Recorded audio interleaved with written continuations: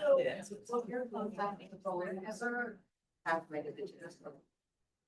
The way that. Oh, sure.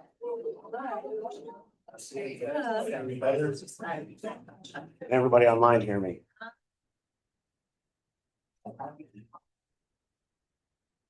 Yeah. Is that a yes? We have it. Yeah. We are gonna go ahead and get started. We'll start out with going around for some introductions, to everybody that's here and all the council members online for the public, so they know who we all are. I am Kevin Best, I'm the Department of Insurance representing on the council and the co-chairman. Good morning, everyone. I'm Christina Commons. I have the privilege of being the courtesy coordinator, First Steps Director, or the Bureau of Child Development Services Director for the state of Indiana. Good morning, I'm Stacy Williams. I am with the Cluster G LPCC, and that is Focus. Hello, I'm Marianne Frigo. I'm with Jacobs Lab in Pediatrics. We're up in Cluster 8 on Lake Michigan. Hello, I'm Robin Duffy with Early Head Start and Care Services, and we are located in Grant and Black counties, which are Cluster C and H. Good morning, I'm Christy Linson. I am at the Department of Health and the Children's Social Health Services here. Good morning, everyone. Alyssa and Christy. I'm the Senior Early Childhood Special Education Specialist with the Department of Education. Good morning, I am Jessica Binder. I am a parent and also Director of Community Engagement and Accessibility. Thank you, everybody who's here. If we can start going through those online who are part of the council. Good morning. I am Alexandra Hall. I reside in Indianapolis, and I am the parent of a First Steps alum. Hello. Hi there. My name is Laura Berklew, and I work for the Center of Deaf and Hard of Hearing Education under the Department of Health. So it's awesome to see you guys today.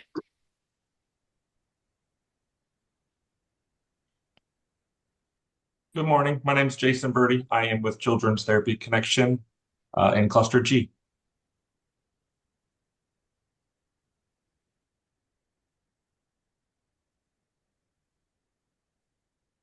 Hi, I'm Sheila Kloffenstein. I'm from VIPS, and I serve the VIPS serves, not me myself. VIPS serves the entire state of Indiana.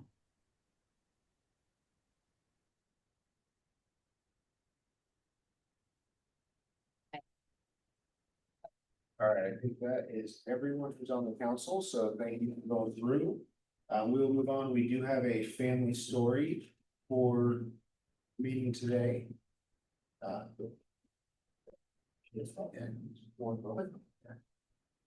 Morning, I'm Megan Hershey with PCG, and I wanted to introduce the family of Olivia Scott, and they are Spanish speaking, so we will have an interpreter share their family story today.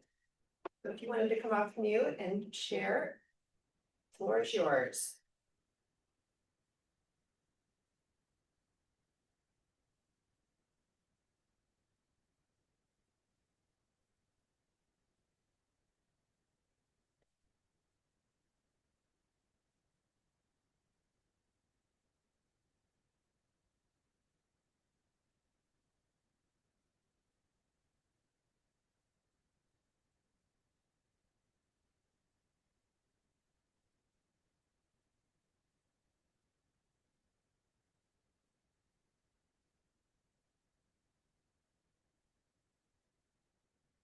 Is Ms. Scott online?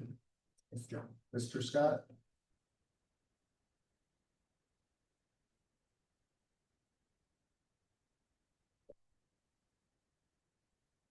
Well, if they are not online, maybe they have some technical difficulties. We can go ahead and move forward and always come back to this. They do get online.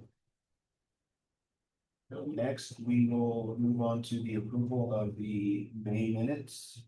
Has everybody had an opportunity to look over those? And are there any changes that need to be made?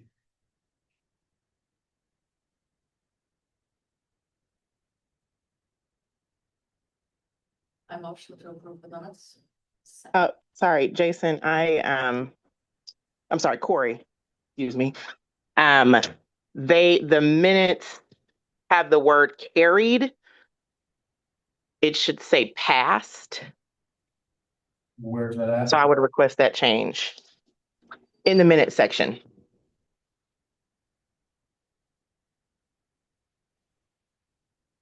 It should say the motion passes or passed, not carried.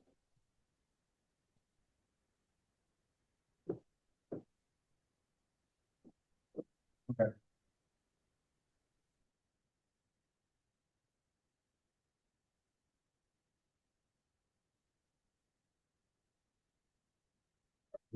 Changes?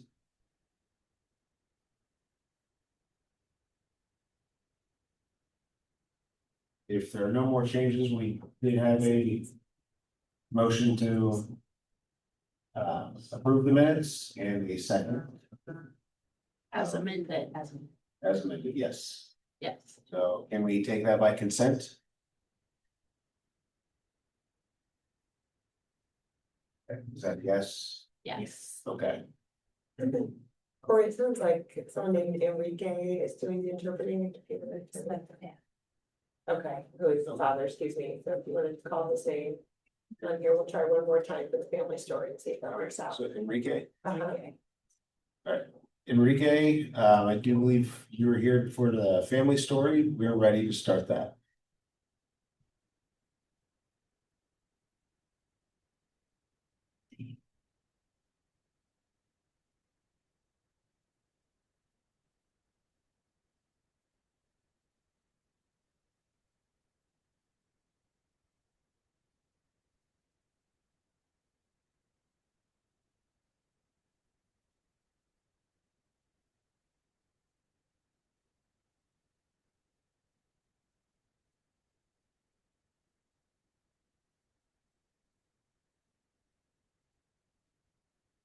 All right, we will move forward and try this again here in a little bit.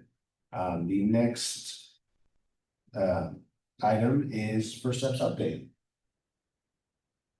Wonderful, thank you. Good morning again, everyone. Again, my name is Christina Commons, and I'm going to present some information today. First thing that I would like to do is kind of mention two, I think, pretty monumental celebrations that we're having in 2025. One is our Head Start partnership, and Head Start is celebrating 60 years this year. Launched in 1965, Head Start was established to help children build a strong foundation for lifelong success. Very similar to IDEA and the services that we deliver in First Steps. They support learning and development from the start and in partnership with families and communities. We have Head Start programs in all 92 counties here in Indiana. And over the decades, the Head Start program nationally has prepared nearly 40 million children for academic success while building communities anchored in health, nutrition, and family support. I think, if I'm not mistaken, Robin's gonna take a turn this morning, talking a little bit more in depth about our Head Start program. And you just took care of a couple of my points, so that's. Well, feel free to remind us again. Also, we are celebrating 50 years of the Individuals with Disabilities Education Act, or IDEA.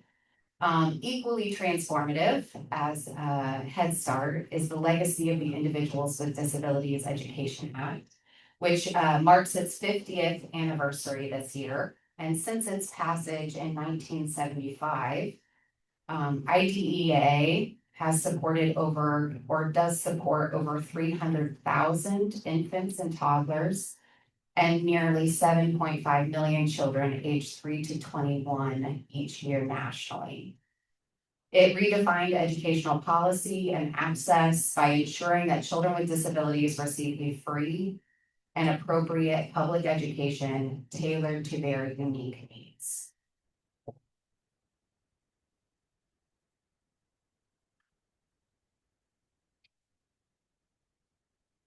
Before I move away from that, just thank you for everyone who does participate in their First Steps program, whether you're a parent of a child who has received early intervention and continues to advocate for their child for free and appropriate education, the following of their individual education plan or their individualized family service plan through First Steps, and to all of our providers who provide those necessary individualized family service plan services to children and families across our state.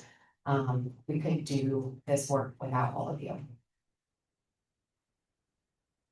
I'm going to present some data. Our Family and Social Services Administration has started quarterly. We are providing a quarterly financial review that is open to the public.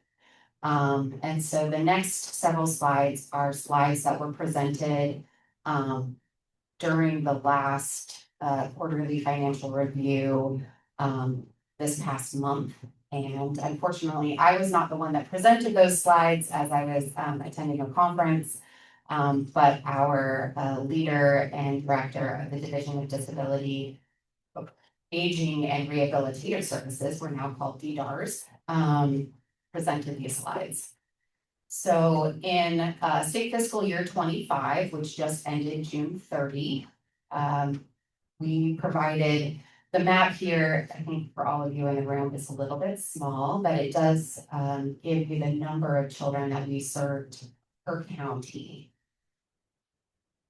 And I think what is notable here is that we are serving families fairly equitably across the state. With obviously in Marion County being the most children served, but we do have the highest population of children and families in that space. For those of you who are not as familiar with our state structure, we do have 9 state staff in our central office. We just added new staff member on Monday. So there's now 9 of us in central office. We are available in all 92 counties. We have 9 local regional offices across the state called Systems Point of Entry. They have roughly 250 service coordinators and provide eligibility determination for our program through their eligibility determination teams. We have 43 provider agencies statewide that have agreements with our state office. And at those agencies, they have roughly 1,800 providers that deliver developmental, occupational, physical, and speech therapies. And some of our agencies also provide nutrition and social work support, as well as audiology and psychology. And then we have independent providers. Those are individuals that do not work for one of those 43 agencies, but rather have an independent agreement with the state of Indiana. Those provider types are nutrition, social work, psychology, audiology, ophthalmology, and interpretation. And Project. Yeah, sorry. I don't think those are showing on Zoom. oh, Sorry. no, I'm glad that you Someone interrupted. just messaged me from. Thank you. My apologies to everyone who's online. Try one more time here. Jennifer, do you mind confirming if they received it or can see it now? Can we get a thumbs up from anyone online that you can now see the slides? Okay. And then we have received, I think this past year, I do have data that we received over 37,000 referrals annually. So that data point can be updated. Any questions regarding this?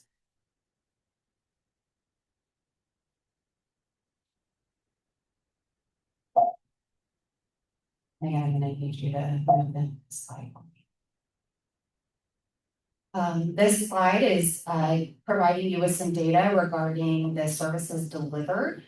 So we have individualized family service plans and the service types that are available on those plans and the percentage of children who received receiving each service. This is not an exhaustive list of all of the services that we provide, but does outline the ones that are most commonly used or written on service plans. And historically, speech therapy has been the highest utilized service. Many children have more than one service written on their IFSP to help them meet their developmental milestones.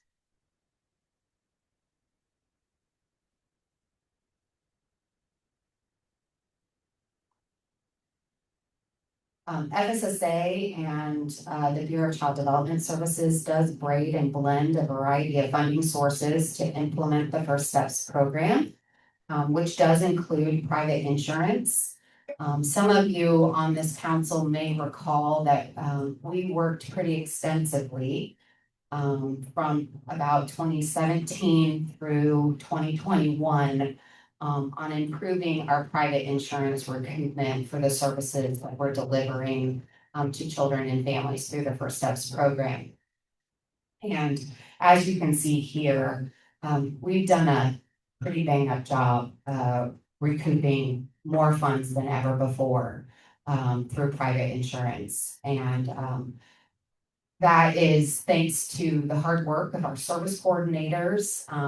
They've been collecting that information from families. They've worked really hard to learn the different types of insurance plans in the state, designated ERISA and non-ERISA. I think, Rep. Clear, you were pretty instrumental in also helping us get that designation on insurance cards. Our data system vendor and the Central Reimbursement Office has been instrumental in helping us with correct coding and submitting these claims to insurance. So I want to give everyone kudos for helping us achieve this. This is going to be really important as we move through the next couple of years with potential changes at the federal and state levels regarding Medicaid and other funding for the program. And to the left is our First Steps service funding by source. This, I'm not sure why not all of the data is showing on the slide, but when you do get the slides, and they will be posted online, all of the information in those orange or blue and purple pie are there, I promise. But this was this is information from our 2024 governor's report from the ICC, and we will be updating this data for the 2025 report as well. Any questions about this slide?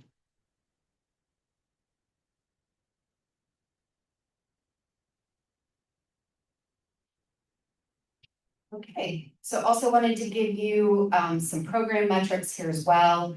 As I mentioned, the success in fund recovery has helped us support the growth in the First Steps program. The program received over 34,000 referrals in state fiscal year 25. I overestimated, I said 37 earlier. And on any given day, there are roughly 14,000 children and families with active service plans. When children turn 3, they're no longer eligible to receive First Steps, and we work with the Department of Education to support families through their children's transition to public school and for early childhood special education services. And in state fiscal year 25, 6,300 children transitioned to receive services with their local school districts, and over 3,200 children have met their service plan outcomes before turning 3. So that is really exciting. That we this past year have served more children birth to age 1 than we ever have. And we have more children reaching their outcomes before turning 3, which is the whole purpose and goal of early intervention. So kudos to all of you who are making this happen.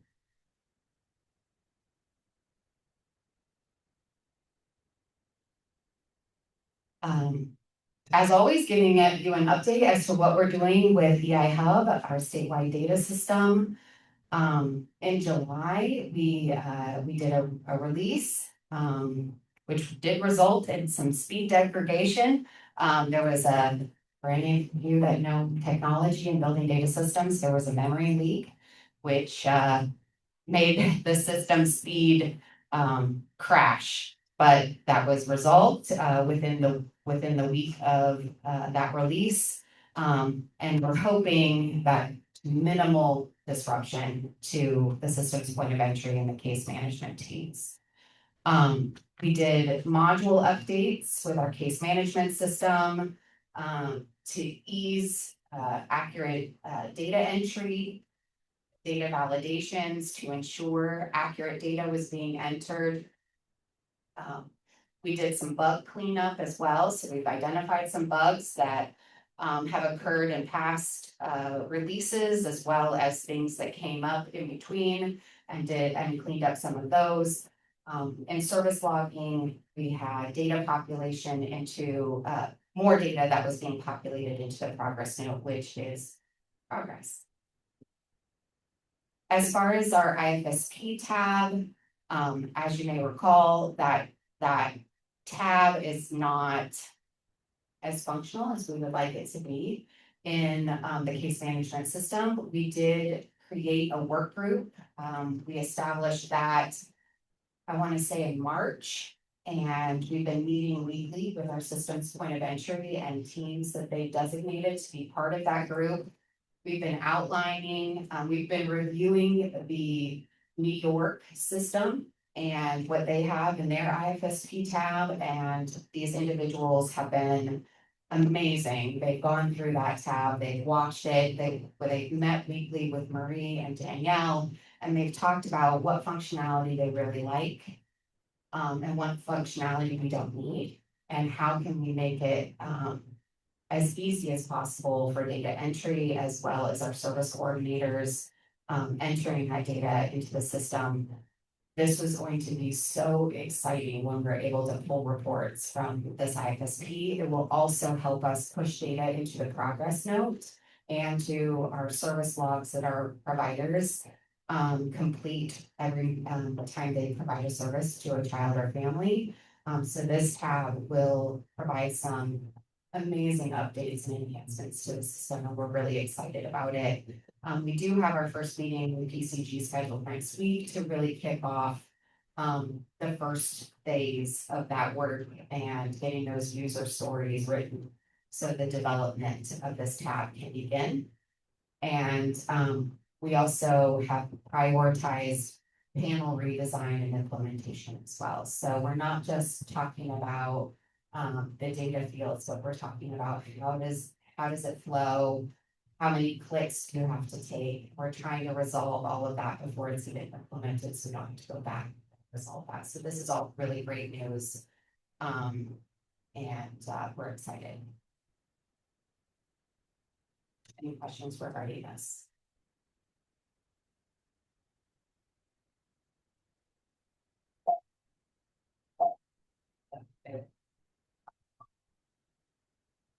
All right, so also giving you some program updates. We did receive our federal determination.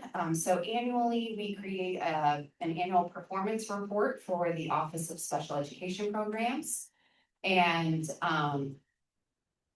as a result of that report, we are given a determination. We have been determined to be needs assistance, which is an improvement over last year, which is great.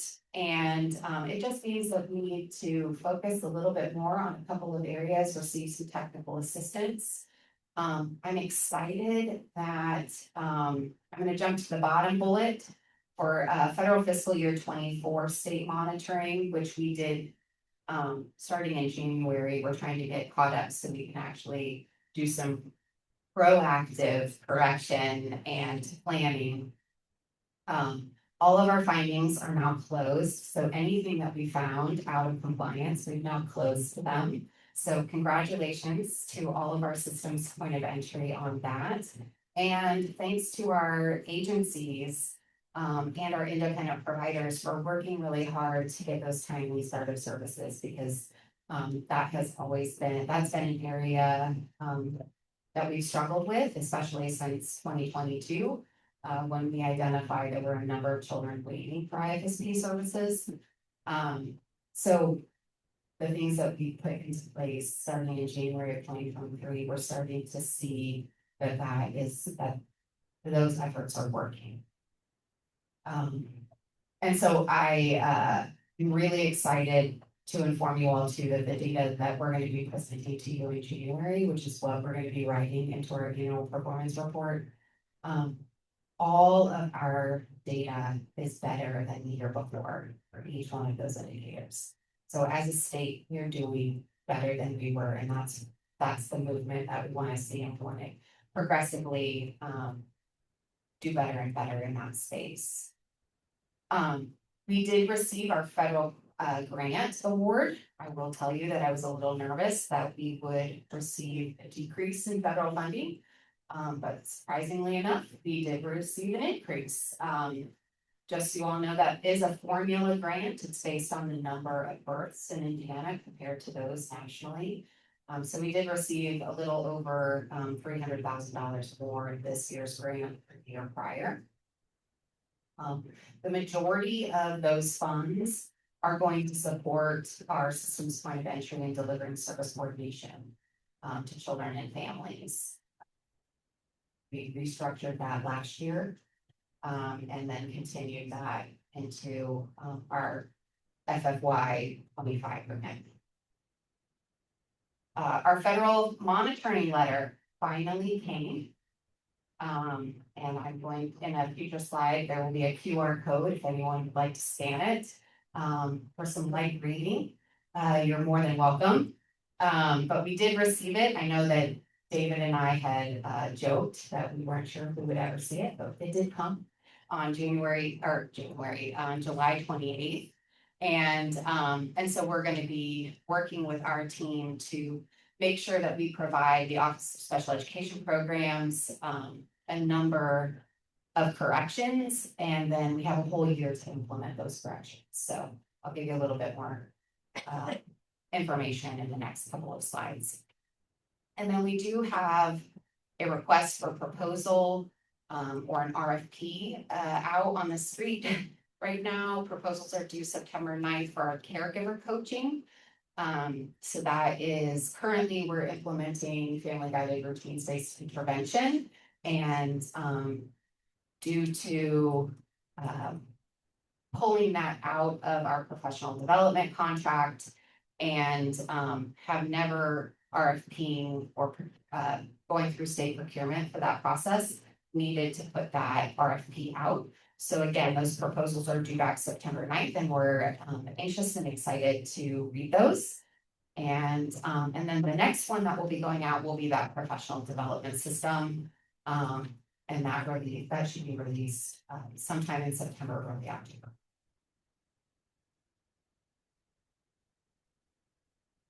All right, so in 2020, I feel like for the last 5 years, it feels like we've been talking about federal monitoring. And I know that you've seen this slide before, but just wanted to remind you all what federal monitoring consisted of. And it really was a full review of our entire early intervention system and all of our policies, procedures,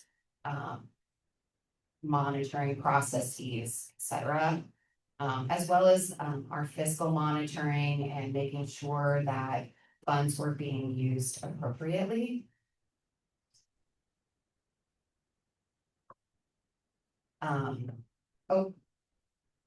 Megan, could you just move the people on Zoom and for the people in the room, they might be able to, if they're interested in scanning that QR code. Thank you. So the QR code on this slide will take you directly to our report that is posted on the Office of Special Education Programs website. And it issued 11 findings. One is already closed, which is great. We were able to provide them information during their on-site visit that they were able to go back and look and verify that we did complete that, and so that one's closed, which is great. So there are 10 open findings.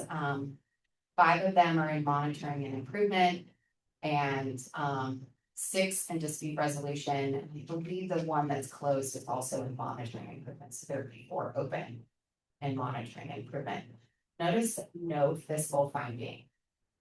Indiana is the first Part C state of all of those who have been monitored thus far to not receive a fiscal finding. So I think that is really spectacular. We've worked really hard since 2016 to really understand the complexity of Part C funding. Indiana is also one of the only states that braids and blends as many funding streams as we do.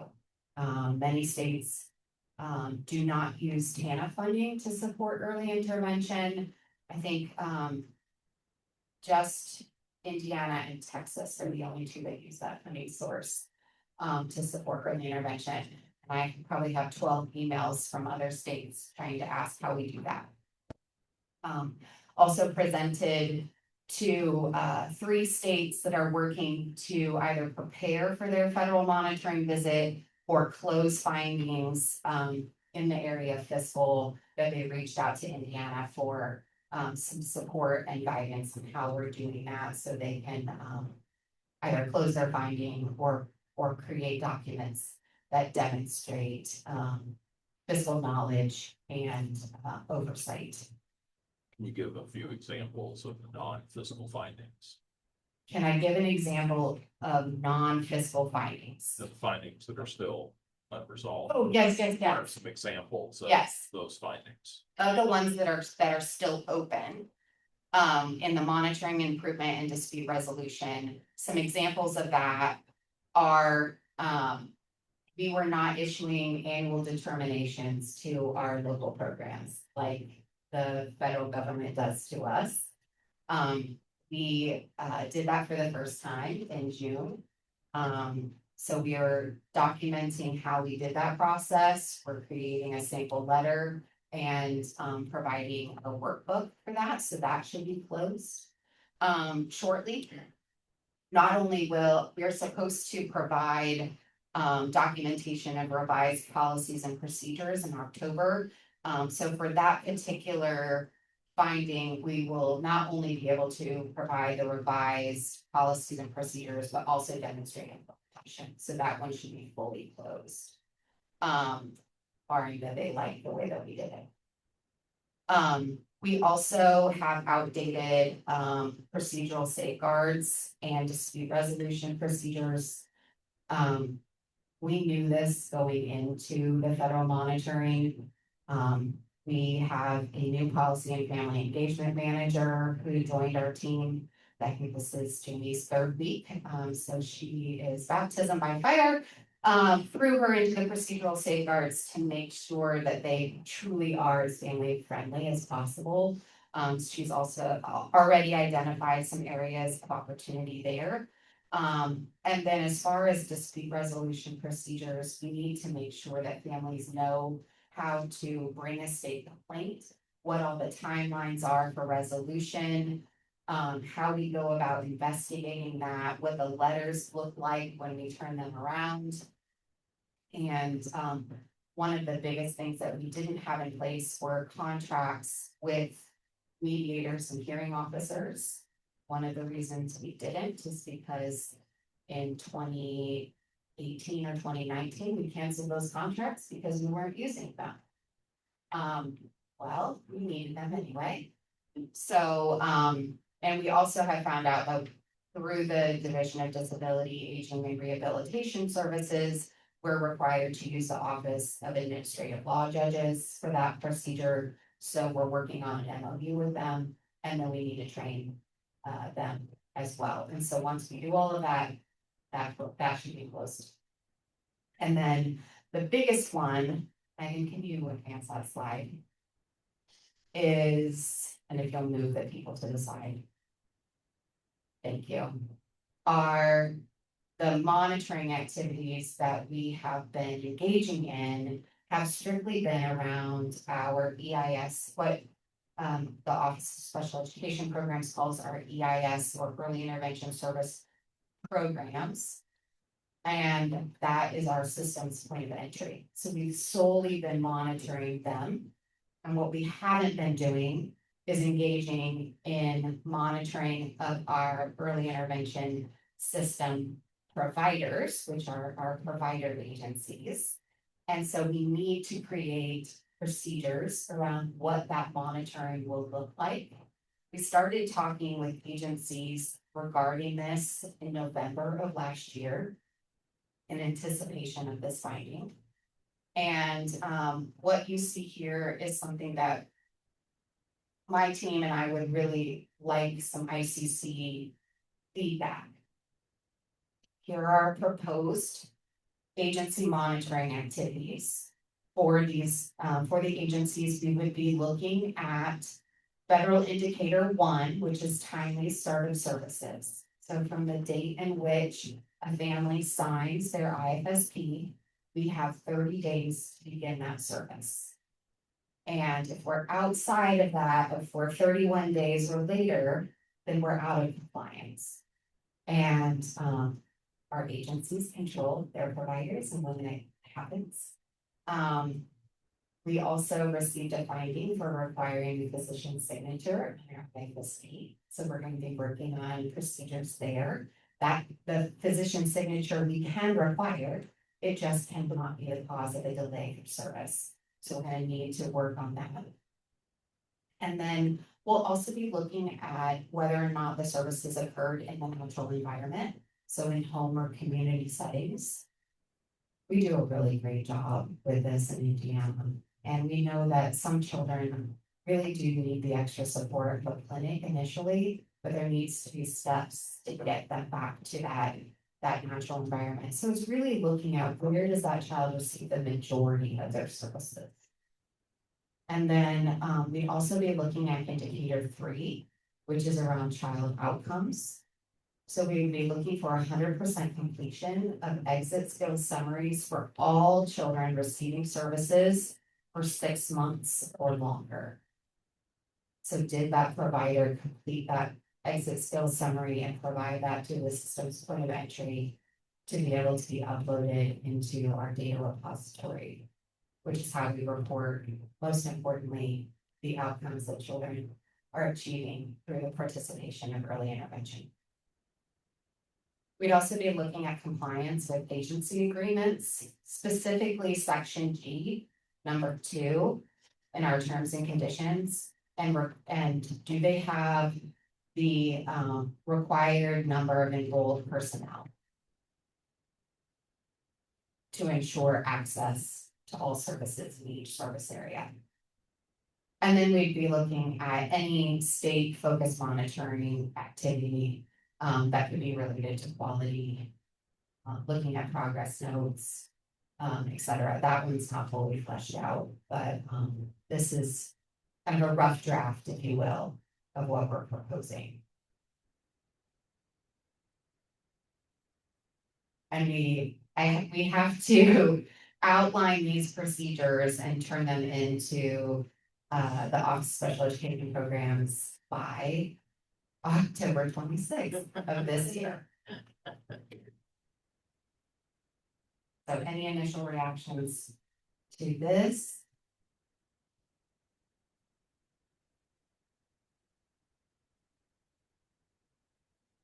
I think 100% of anything is hard. 100% of anything is hard is the comment. I don't know that the Office of Special Education Programs does not accept anything less than 100%, unfortunately. If you talk to partners of our system's point of entry, they too will tell you 100% achievement is hard. That's why Stacy and I giggled. Yeah. Christina, I this is will Jason. say, we are required to report on every single child who has been in the program for 6 months or longer. We are required to report their outcome data. So that means that there may be a little bit of growing pains in this space for agencies to really push this requirement with their providers, that there may need to be some revision of agency policy and timelines to ensure that we're getting to this 100%.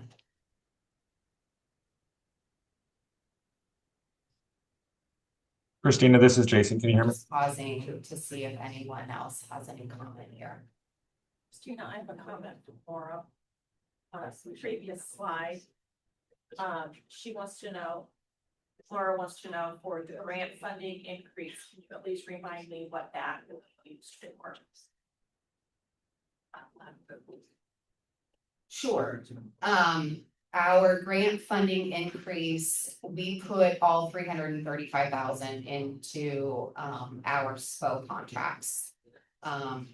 So we just increased the allocation of federal dollars. Now, we didn't increase the total allocation of those SPO contracts. We just increased the federal portion of those contracts and decreased the state portion.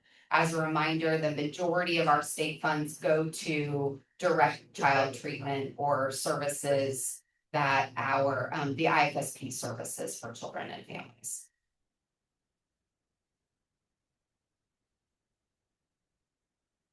From, I guess a SPO point of view, from a SPO point of view, one of our big points would be the time receipt of published reports. So.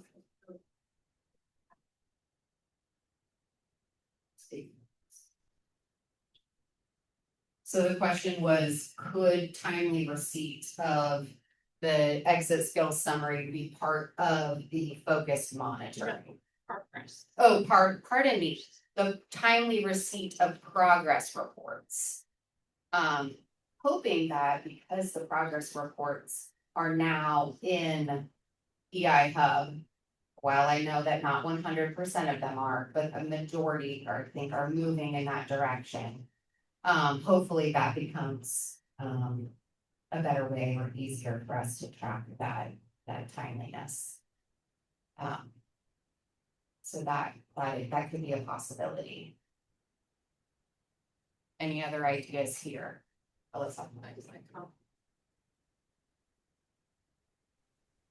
Christina, are you able to hear us online? I was just going to say, as an agency that also underwent this monitoring. I think that's a no, Missy. That it is good to see that the types of findings that you all received is consistent with what we've seen from other states, and also the speed at which you're responding is perfectly. Thank you. Jason, did you have a comment? I'm sorry. I think we were trying to check online if you guys can hear us or not. A couple people have tried to speak, but I don't think you guys hear us. Well, I can hear you. Okay. Okay, great. I do have a question then. Okay, great. The first three indicators are currently things that we are tracking at an LPCC SPO level. Are you proposing that those would no longer be indicators tracked by the SPOs, but they would be tracked on an agency level? And if so, would they no longer be included as like a SPO oversight item? I know that's something they get graded on. So you're asking, would these monitoring activities that are currently part of our monitoring of systems point of entry be removed from the monitoring of those entities and now be specifically monitored of agencies? No. Correct. No, we would continue, we still have to monitor all of these and report on them annually for the systems point of entry. We will then be also doing the same indicators for agency specific. And they would be reported in the APR differently. We'd have state data and then we would have program specific data.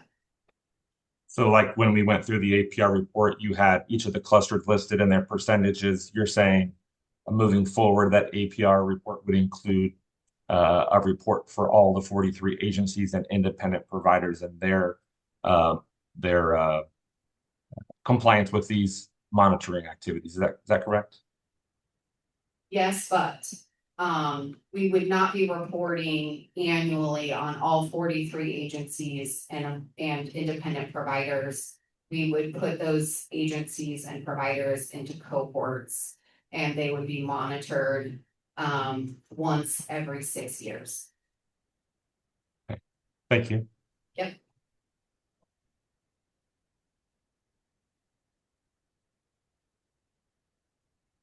I'm just curious for indicator 1, how often approximately are services not initiated within 30 days? And if they're not initiated, what barriers or obstacles are there to that initiation? Stump the chunk. I'm gonna look at my data team over here. So I think if I'm not mistaken, last year's annual performance report, we reported statewide a little over 80% compliance in timely startup services. I'll also remind everyone that we sample for this indicator. So we are not looking at 100% of children. And we're only looking at July when we monitor this initially. Which still ends up being a large sample based on the number of children that we serve. And we feel like that is representative of all of the children that we serve.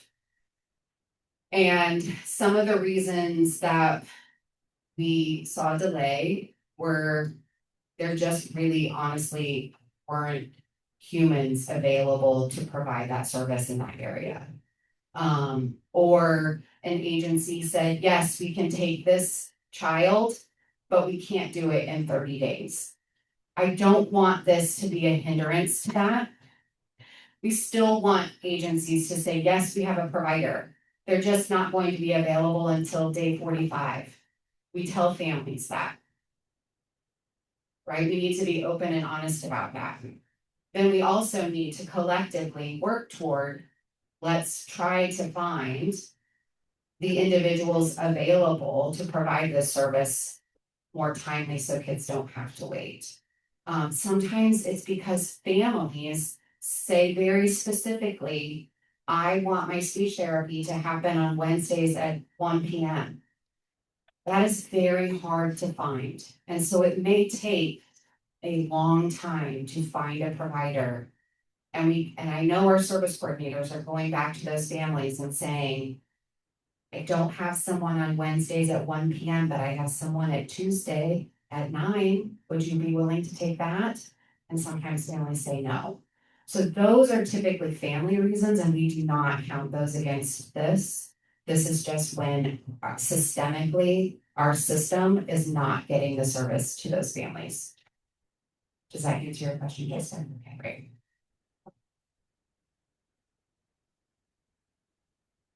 So will provider agencies essentially get the same opportunity to correct it that SPOs do? Great question. So yes, they will be given a findings letter, just like our system's point of entry. And we will also a finding for us that we didn't tell specifically to SPOs the date in which you have to correct. So those dates will be corrected on those letters. That will be going out about FFY 25. The sample letter has already been corrected, and the agencies will also get a letter that says, here are your findings.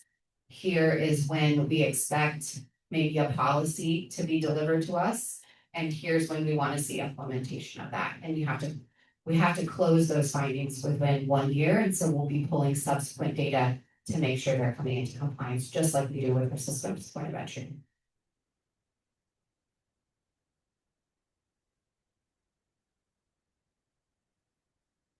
I have two questions.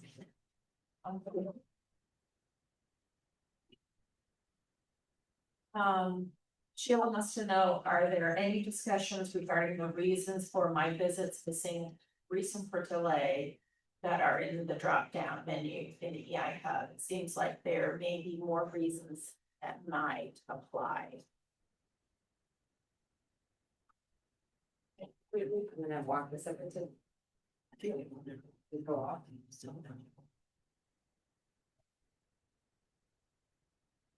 Can you hear me? Hello? I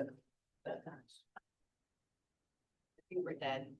Go get our pet personal. Hello? Oh, there it is. Hello? Hello? Oh. Yeah, so close. I think we're so close, but it's going out.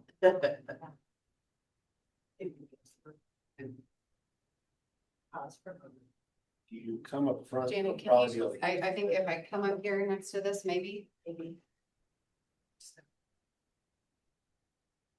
Can you hear me if I stand next to the speaker? That is so much better. Really? Okay. All right, Danielle, the floor is yours. Wow. Okay. So now I'm front and center. Hi, I'm Danielle. I am the Director of Quality Assurance with the First Step State team. And so I oversee a lot of the EI Hub with my team. And so the missing reasons for delay report. What is currently listed in the dropdown for those of you who are unfamiliar with it? There's provider reason, family reason, weather, doctor signature. Yes, those are the reasons that they fall into. So we utilize those reasons to determine whether or not there's a finding associated to it, because if it's a provider reason, that would be considered grounds for a finding versus the family exception, which is a family reason. And then we also wouldn't give a finding for weather or travel restrictions, because again, that is out of our hands. So the reason we have those is to better be able to funnel everything into the correct buckets. But it also has a comments box where you could write an extenuating circumstance, and our monitoring team takes those comments into account. So if they're seeing it's a provider reason, but then they read through that comment and then they think, that's not really a provider reason. There was, road closures due to the hurricane or it's like something like that. So that really is why there's only certain in the drop down, but that comment box is where you can really put those specific instances and we take those into account. Does that answer your question? Hi, this is Sheila from VIPS. Hi. Hi, good to see everyone. I was just wondering, we've had a few instances where there has been just a hiccup in getting an auth or a hiccup in getting something loaded in the hub or just these one-off circumstances that really don't fit any of those reasons. They're rare and they are very rare and very one-off circumstances. But what do you want us to do with those circumstances? So with those ones, if we think more globally, it would still be considered a provider reason, because if an auth wasn't put in on time or the communication between service coordinator to provider, it's still a system reason for that service not happening. And so currently how we've only been looking at our SPOs, it then kind of trickles up to it's a finding on the SPO. For those kind of specific instances, we're going to talk internally about if it is a communication from SPO to provider, would that be considered a finding for the provider if it wasn't on them? So that's a conversation that we can have internally now that you kind of brought that to our attention. But from a global standpoint, it's still a system reason. System equals provider. Thank you so much. I appreciate that clarification. Yeah, no problem.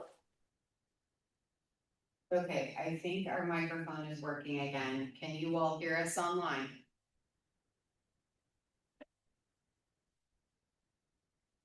Yes.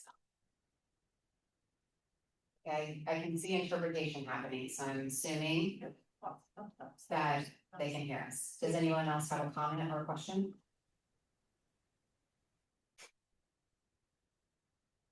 Okay, thanks.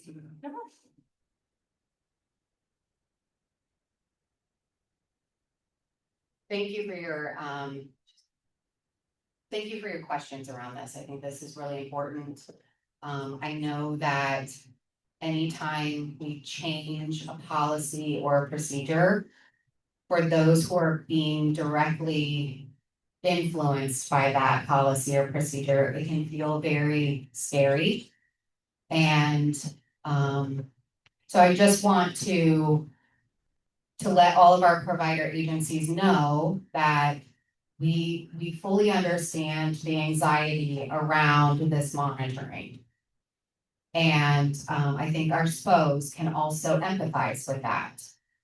I think that this is going to hopefully bring our system, our local systems closer together, really working, not to say that you haven't already been working on these things, but I think that these findings that will be issued are an opportunity to improve what we're doing for children and families.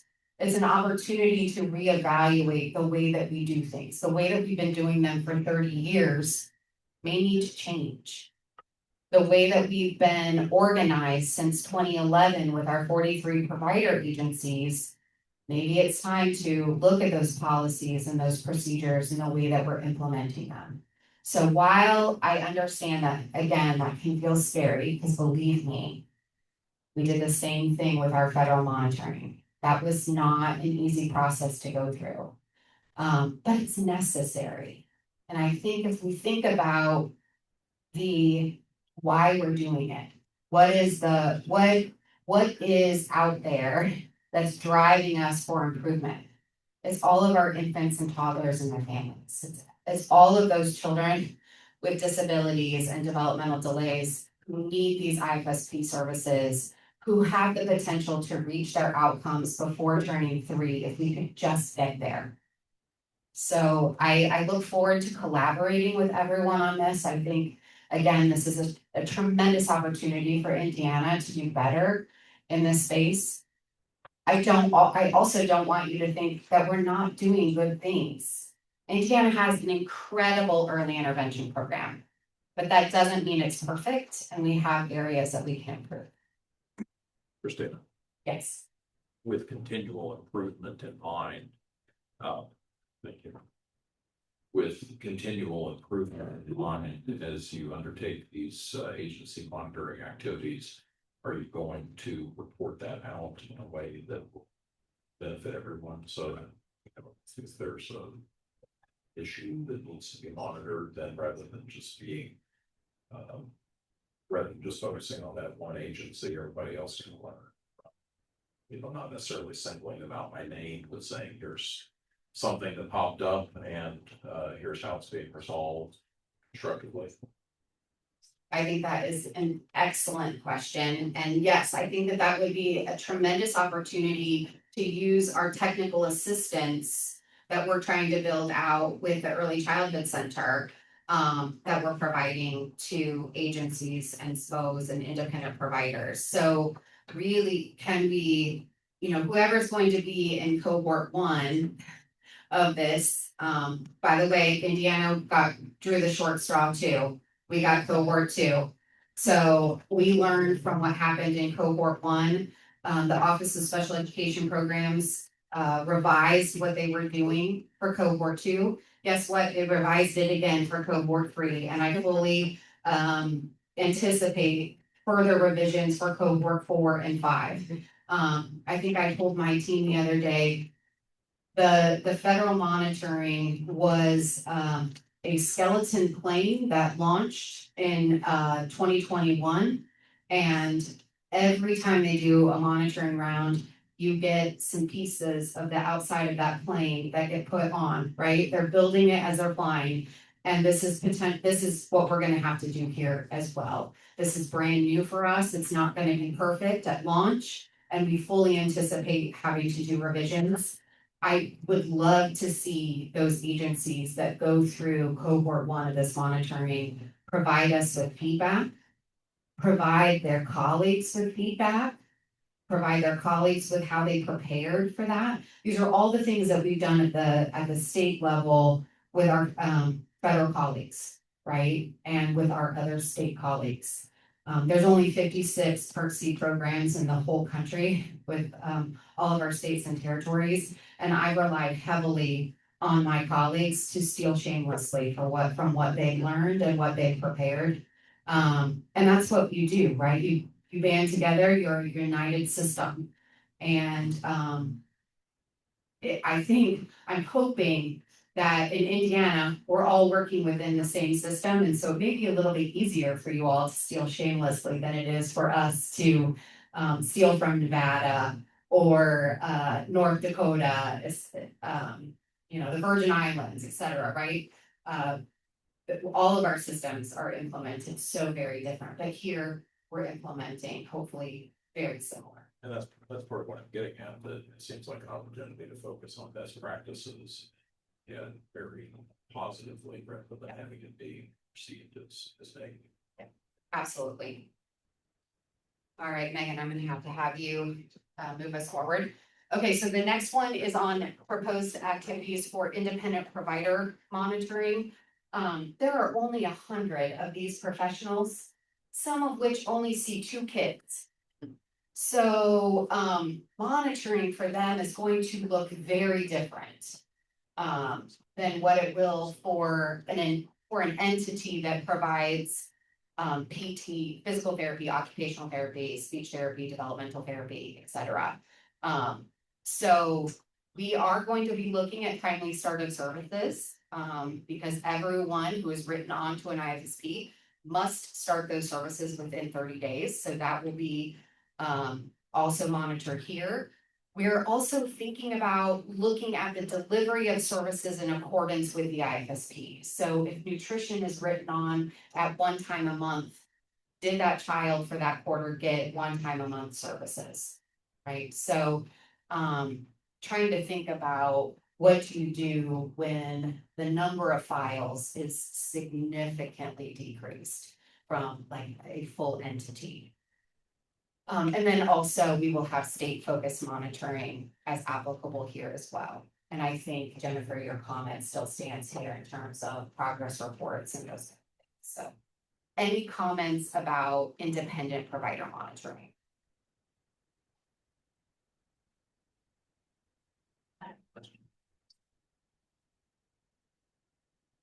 I know sometimes the independent providers don't come together as regularly as our agency providers, so do you anticipate doing some sort of training with the independent?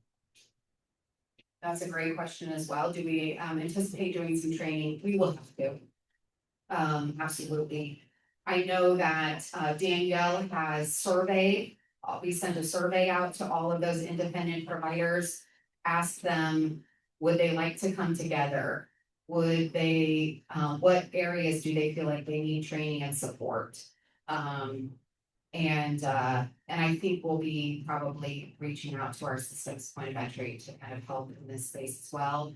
And then also leaning on our technical assistance through ICC here as well. But I know that these 100 independent providers really need a lot of support because again, many of them see 4 kids, and when you don't do something regularly enough, it is hard to remember and you have to do it again. So definitely will be something that we're working toward building out.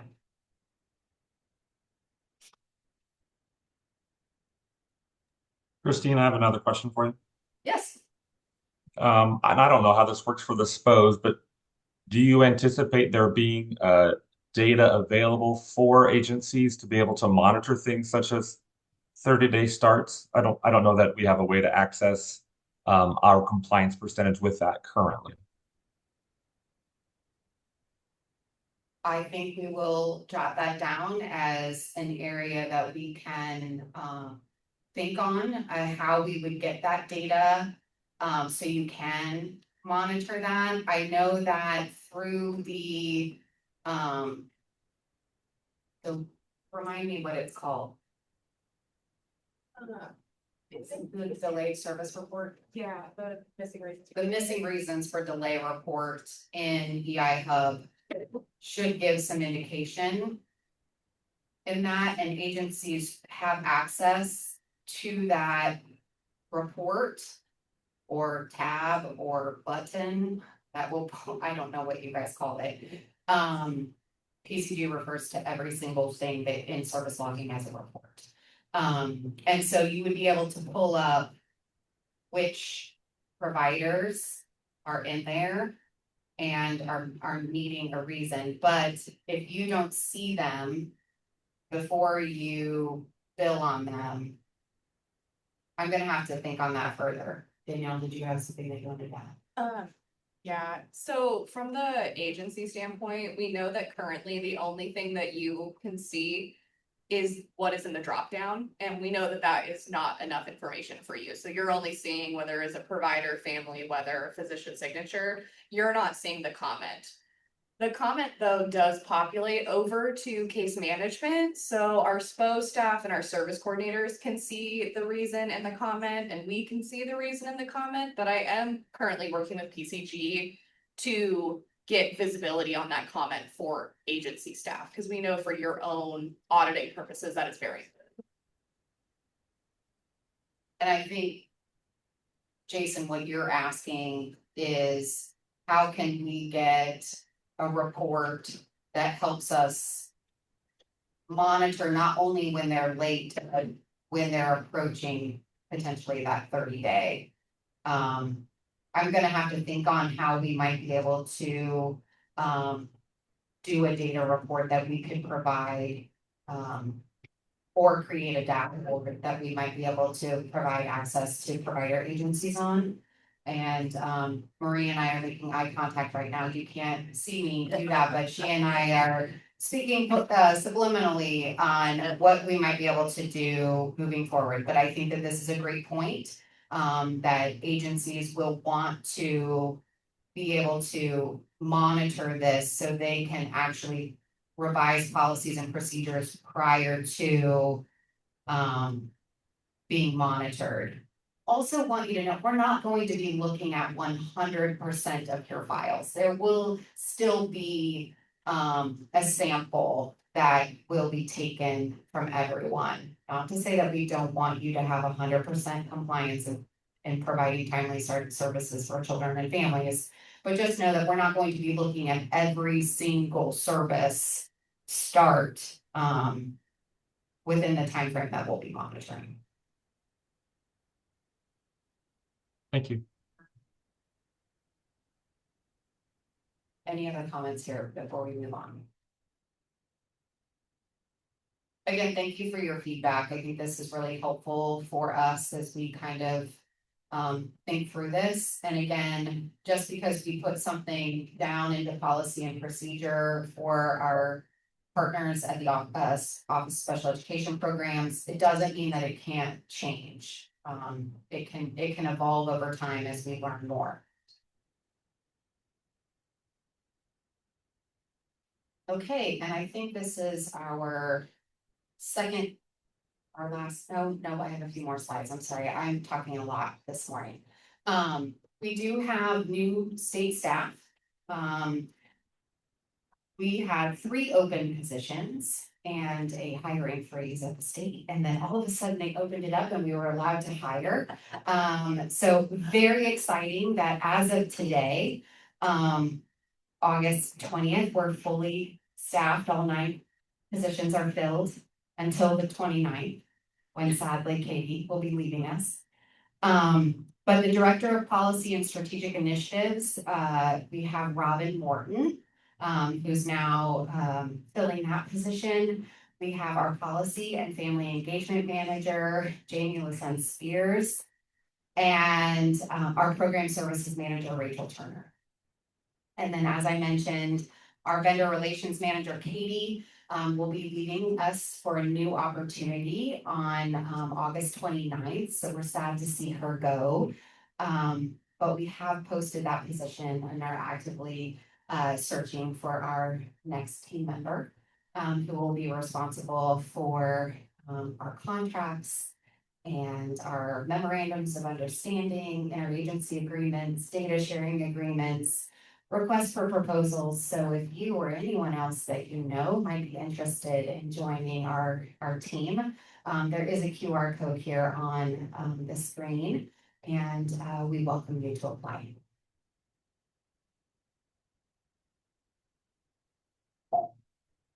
Sorry. Alrighty, and I know that our council has been engaging in strategic sessions and looking for opportunities where the ICC can advise and assist our state office. So I wanted to take an opportunity that I see and kind of bring that to your attention, and would welcome some conversation around this as an extension of what the council did yesterday. And again, back in May, when unfortunately I couldn't be here. All right, so I was thinking a lot on the conversation from yesterday that I observed around cross-agency partnerships, and was thinking about, why are we federally required to have several of you around the table? We're required to have provider agencies and systems point of entry and families. That all makes a lot of sense, right? As to why they would be required to be involved and why we value them here at the table. But why do our Division of Mental Health and Addiction, our Department of Education, our Department of Child Services, our Department of Insurance, our Medicaid office, Department of Family Resources, Department of Health, Head Start, why are you all required to be here? And it's because you also engage with children and families.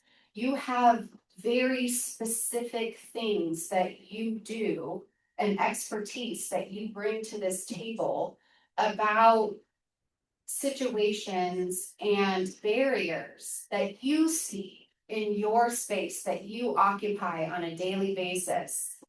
And how does that help inform us who works with children and families with disabilities and developmental delays? We share the same individuals across our systems. So how do we collaborate? How does your work inform our work? And I was thinking through a number of items that have come to my attention through our provider agencies over the course of the last several months. So this is not an exhaustive list, but just what I kind of came up with yesterday as I was thinking through that strategic session. And I think there's an opportunity for this council to work with ICC, our technical assistance vendor, to learn from and about the areas that entities have reached out for support and information. I think that could help inform this council.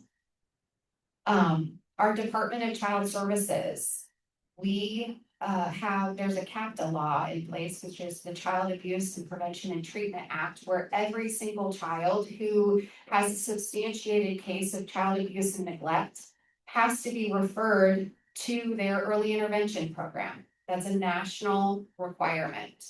But we get that list from our state agency, the Department of Child Services, every month. And yet we still get referrals to our system's point of entry about children where the family case manager and the family don't have any concerns about the child's development, but they're referring that child anyway and putting on that referral per policy. Or maybe there is really truly a delay, but they're not putting that on there, they're just putting per policy.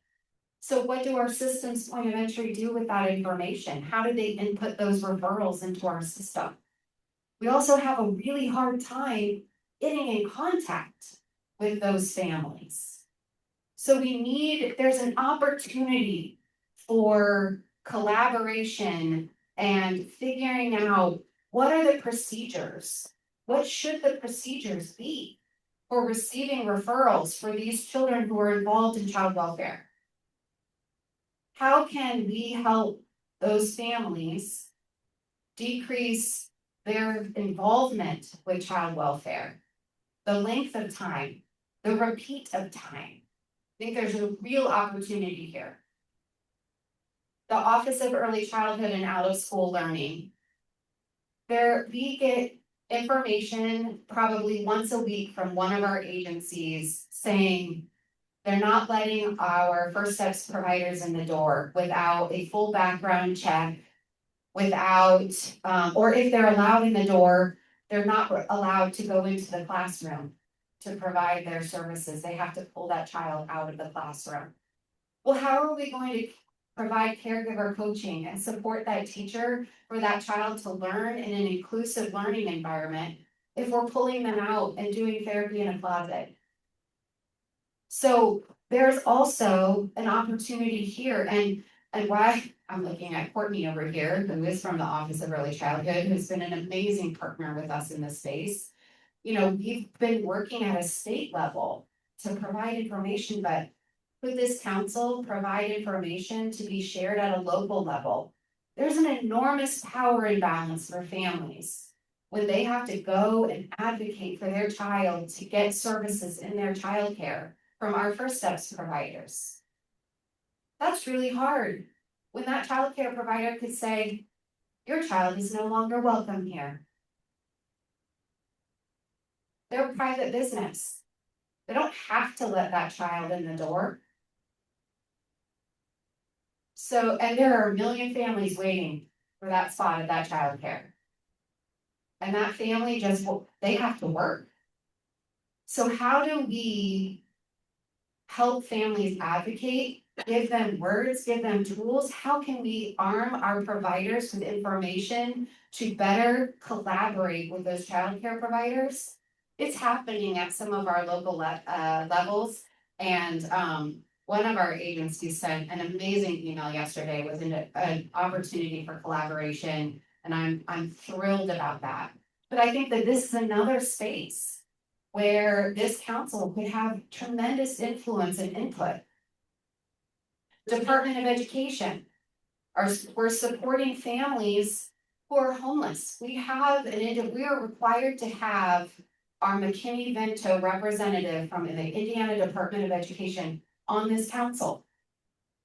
She's an expert in how to support educational outcomes for children who are homeless. We serve children and families who are homeless in early intervention. How do we do that better? How do we use the expertise from the Department of Education to do that better? Maybe she has handouts or information or training for that matter that could happen for our providers. Again, I think that this is an area where we can collaborate and learn. Also, the Department of Education, we're required to have the Early Childhood Special Education Director or Coordinator on this council. While we're working on transition information at the state level, that is a source of real confusion and anxiety for families. Their services with First Steps are ending at their child's 3rd birthday. They are scared out of their mind to send their child who is nonverbal to a building with adults and ride a school bus. How do we help support them through that transition? We need those experts. You're here on this council. Let's talk about that. We have the Division of Mental Health and Addiction and the Department of Health. How do we help support mothers with substance use disorder? And how do we expand the use of social work to support those families in early intervention? I mean, think about the number of families or infants that get referred to us from their neonatal intensive care units and moms who have pervasive postpartum. And we're like, yep, your infant is developing normally, they're eating, sleeping, and pooping, but We're not really supporting your mental well-being as a new parent with a child who may have significant health issues. How can we do that differently and better with a social worker on these plans? How do we help our systems point of entry with their service coordinators and our eligibility determination teams and our ongoing providers recognize when social work would be a crucial support and lifeline for these families? I think this is an area where this council could have tremendous influence. So I offer these suggestions to you all as you think about the work groups that you might create or the topics that you come together around, to really think about how am I, as this individual on this council, influencing and supporting infants and toddlers with disabilities and developmental delays and their families? Why am I here? How can I contribute? These are real issues that our providers and families are facing. How do we improve them? Your expertise is needed, and I look forward to your partnership and experience.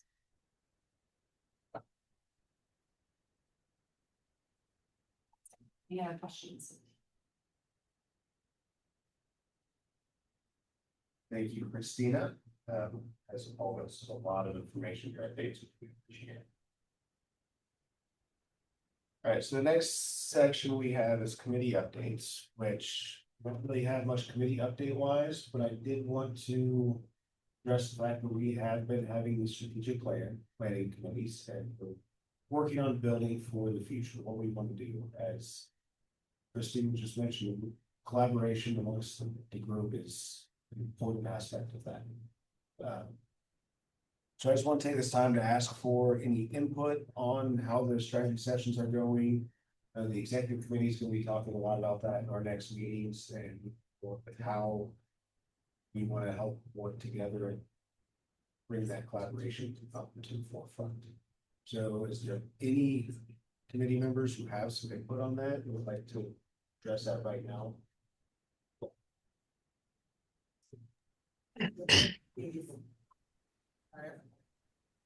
They just won't be able to hear you.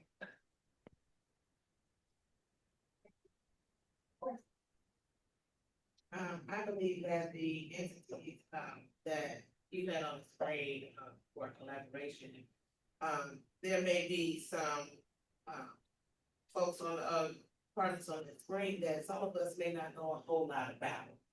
I know a lot of times, when I go out to speak about homeless, education, most people didn't even know that existed, didn't know there were supports or services to help these children and families.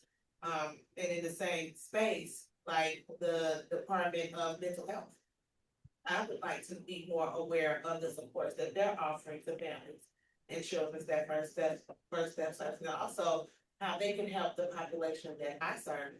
So to be able to maybe just have a short presentation from everyone where we can all have a clear understanding of what each other does and what we can do, what supports we can cross with each other to help support our families moving here. Anyone else? I'm up in Vanna Whiting.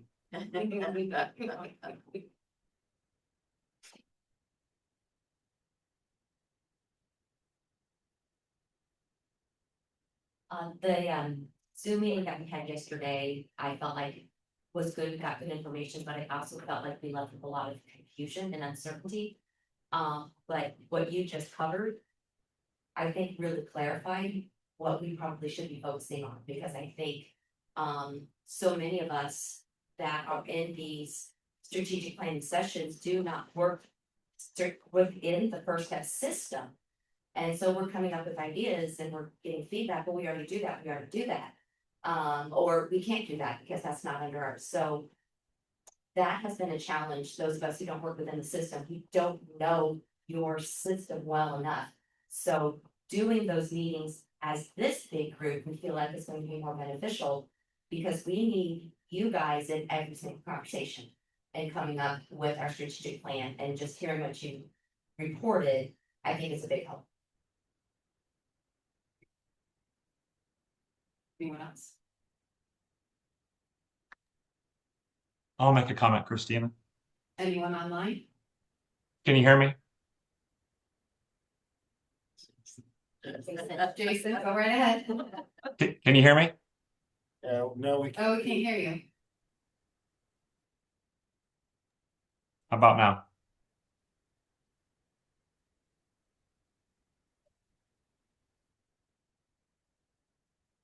I love technology. Is that any different? No. We hear you super clear online. Just see if it's just an isolated. I wonder if it's And here's because Jason online. you were sharing your. Yes, online very well. So can you, oh, We just heard something. I just heard someone else. Yeah. Nathan, can you speak again? Can you hear me now? Yes. Awesome. Thank you. I shared this with the executive committee, but I was a little bit concerned that we have spent so much time together as a group without coalescing around any kind of a common theme so far. And I know there was a plan to bring Dr. Aziz into the future meetings to facilitate further communication. But I think I'm not alone in my frustration, confusion that we really haven't gotten past the halfway point of that process that she's put in place. But I also wanted to say, and I think someone made this this comment yesterday in the meeting, and this kind of piggybacks on what Robin is saying, that there's this internal and external component to these that for the folks like Jennifer and Marianne and myself, Stacy, we do work in the system every single day and we identify the barriers and concerns and challenges that we have. And I think it's necessary that at least the proportionate amount of our time is spent focused on those topics, but not to the exclusion of those external relationships. I was put into a breakout group with Marianne and Corey yesterday, and we were charged with coming up with a P and an R for our topic. And we talked about what we knew, which was the First Steps program and the relationships amongst agencies and SPOs. And obviously, if 3 different individuals had been in that group, they would have come up with a completely different plan. So how do we find the proper balance between focusing on these external partnerships, these problems that we've identified across the state, and using this team of people to support and advise the First Steps team here about First Steps problems? That's kind of where I'm left puzzled about what the next step is going to be. And I'm fearful that we'll focus all of our energy outward while we're identifying shortcomings within the program that maybe we're not going to address.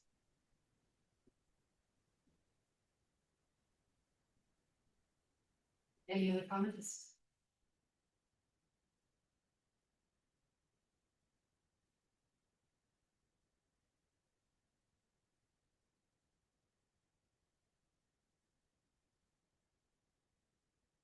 I believe yesterday, kind of information, at the end of our meeting, you, alluded to not having actual subcommittees work out and do work, but having those discussions as this larger body and group during the meeting. And I thought that was a great idea.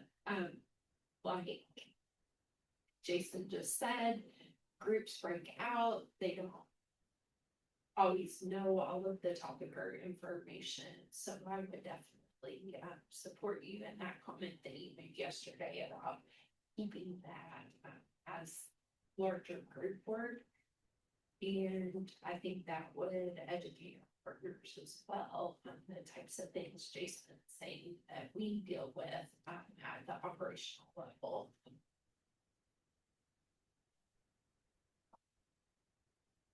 I think that I don't want to speak for our external partners that are on the council, but they too want to know about what your experiences and barriers are, because I think they want to also use their lens and expertise to think through possible solutions for that.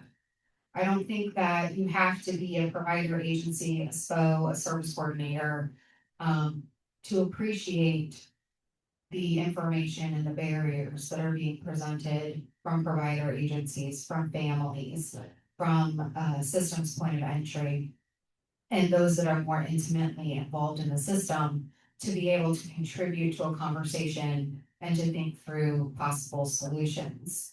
I think from my observations yesterday, because again, I apologize, I was not able to be here in May, is more of a council struggle to figure out a topic where you all feel like you could advise and assist our state office. So, which is one of the reasons why today in my presentation, I talked about our agency monitoring and independent provider monitoring that we are going to have to put policy and procedure behind. Asking for your input and for you to advise and assist us in understanding what we're not seeing because we don't do it every day. And I brought the potential partnerships to light because I want our partners who are here and giving of their time to really understand how they contribute to the success of the system and how they can advise and assist from the lens that they bring. So I hope that that's helpful as you continue to move forward.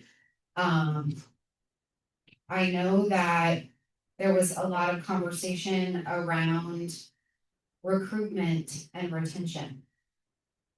And we have a director of training and outreach, Constance Young, if you have not met her. And what Connie and I took from your conversations yesterday, because again, we were not part of them in May, was that we haven't done as great of a job as we thought we did in providing you with the information of things that we are doing, which would then give you an opportunity to say, yes, but, right?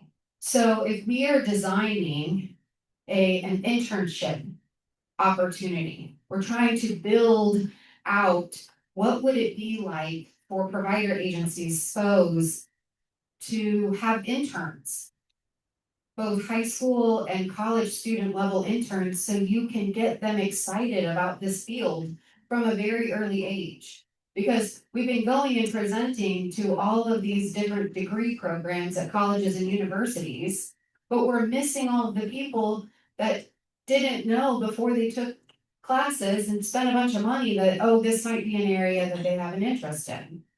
So, that's what we're working on, but maybe we need to come and tell you, here's what we're doing. Here's the structure around this. What are we missing? That would be an opportunity for you to advise and assist. I know we've come with information every meeting, and I've tried to say, hey, this is an area where I would love some feedback. But then we haven't really been doing that. How can I do that differently? How can I give you information to say, here's where we need feedback, that you would feel comfortable having a conversation and giving the feedback during the meeting? That would be really helpful information for me as we're putting together these presentations. That would help facilitate conversation, and that would make you feel like you're prepared to have that conversation. So is it that I know I will do better? I make these presentations like the day before these meetings. One is because it's a learning strategy, and if I make it too far in advance, I'll forget what I was gonna say. But I can get past that.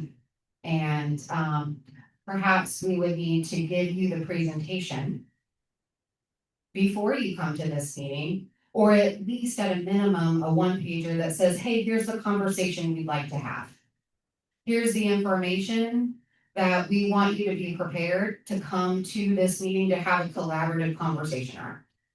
Would that help in this space and for people to feel like they are being respected and valued for their time? And that you feel like you would have more time to prepare to be effective collaborators in that space? I'm asking that as a question, I'm not, I don't know if anybody would have comments about that. Megan says yes herself. Okay. Yes. I agree. Yes. Okay, we're getting a unanimous yes. Then my question to you all is, how far in advance do I need to push myself to try and create these presentations and information? One day? I'm hearing one day. Is that enough time for all of you?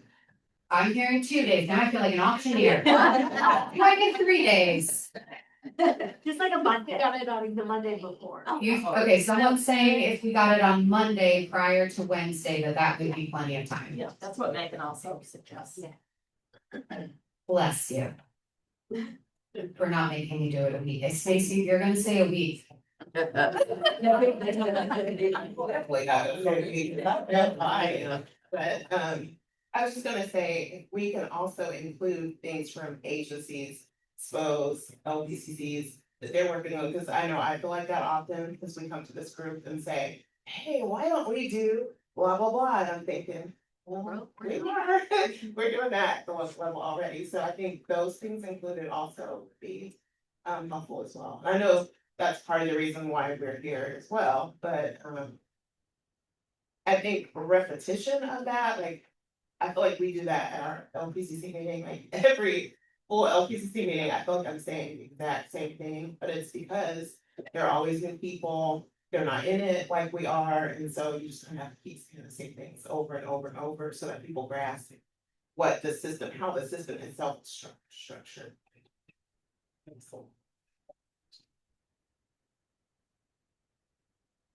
You guys may already be doing this. We talked maybe 3 or 4 years ago about starting for new people that come onto the board, there's some kind of orientation. And so when you talk about, garnering the expertise of all the people that are here to help us run First Steps better, I think it would help a lot for those outside consultants really understand how the system works. How does a person get referred? How does the whole system work? And what are the specialties? Because we can speak directly about our direct care positions, but you're right. If we want to really use their consulting expertise, I think they would have to really understand First Steps.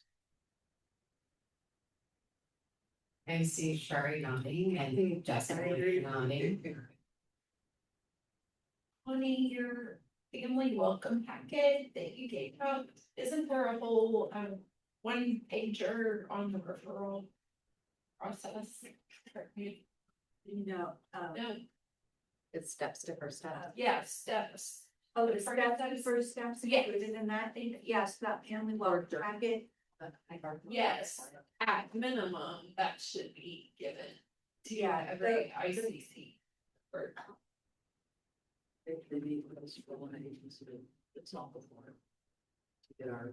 For those of you that don't know, we have a family welcome packet posted on the website. It's in several languages and it's designed to be able to pull out pages. So there's a page for referral and we're adding a transition and family cost participation page to the family welcome packet to be given to new families. Right. Anyone else? Anyone online?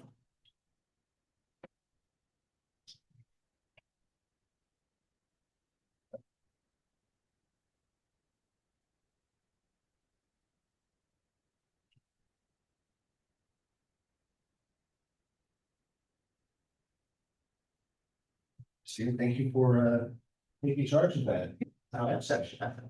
Appreciate it. I think there's a lot of good things there, and I think we can start next quarterly meeting, having that discussion in place of this committee updates, instead of those subcommittees, we can have those deeper conversations in this time with everybody present, so we can keep improving the system for everyone we're here to help. I'm sorry. The executive committee for this council meets 2 times prior to the quarterly council meeting. That is where the agenda for this meeting is discussed and built out. Please, I'm gonna implore every single council member to send us a place to start. I know that Renee is going to be sending us information to help us kind of get there as well. But like, what is the topic? What is the pain point? What is the area that you want to spend some quality time discussing in our next meeting? And if we're not done discussing that topic and feel like we have action items for the next, then we carry it over to the next meeting is my suggestion. And that way you all are having a collective conversation on that topic real time. And that there's like a progressive next step to that conversation if and when it's not completed. That makes sense. So the first meeting might be a presentation regarding the barrier, the issue, and we identify a couple action steps that we could take, and then the next meeting, we actually do the action steps, right? Like we work on it as a council in real time as like, so it's actual advising and assisting the state office rather than saying, here's the barrier and hey, state office, this is what I think you should do about it, right? Like actually providing the recommendation to our office, right? I think that from my perspective and from my team's perspective, I don't want to speak for them, but that would be very helpful for us in terms of you all helping us in our everyday work, is giving us some recommendations and rationale behind the recommendations. So then we can start to work toward that and provide you with information about what we did with that thing. So you don't feel like you just gave recommendations and then it went on a shelf. That makes any sense. So I think if you could make a commitment to send Corey or Megan at least one thing that you would like to discuss in the next meeting, that would be a place to start in this space. Yeah, and one reason we were wanting to do this during the meetings is we normally out here about an hour.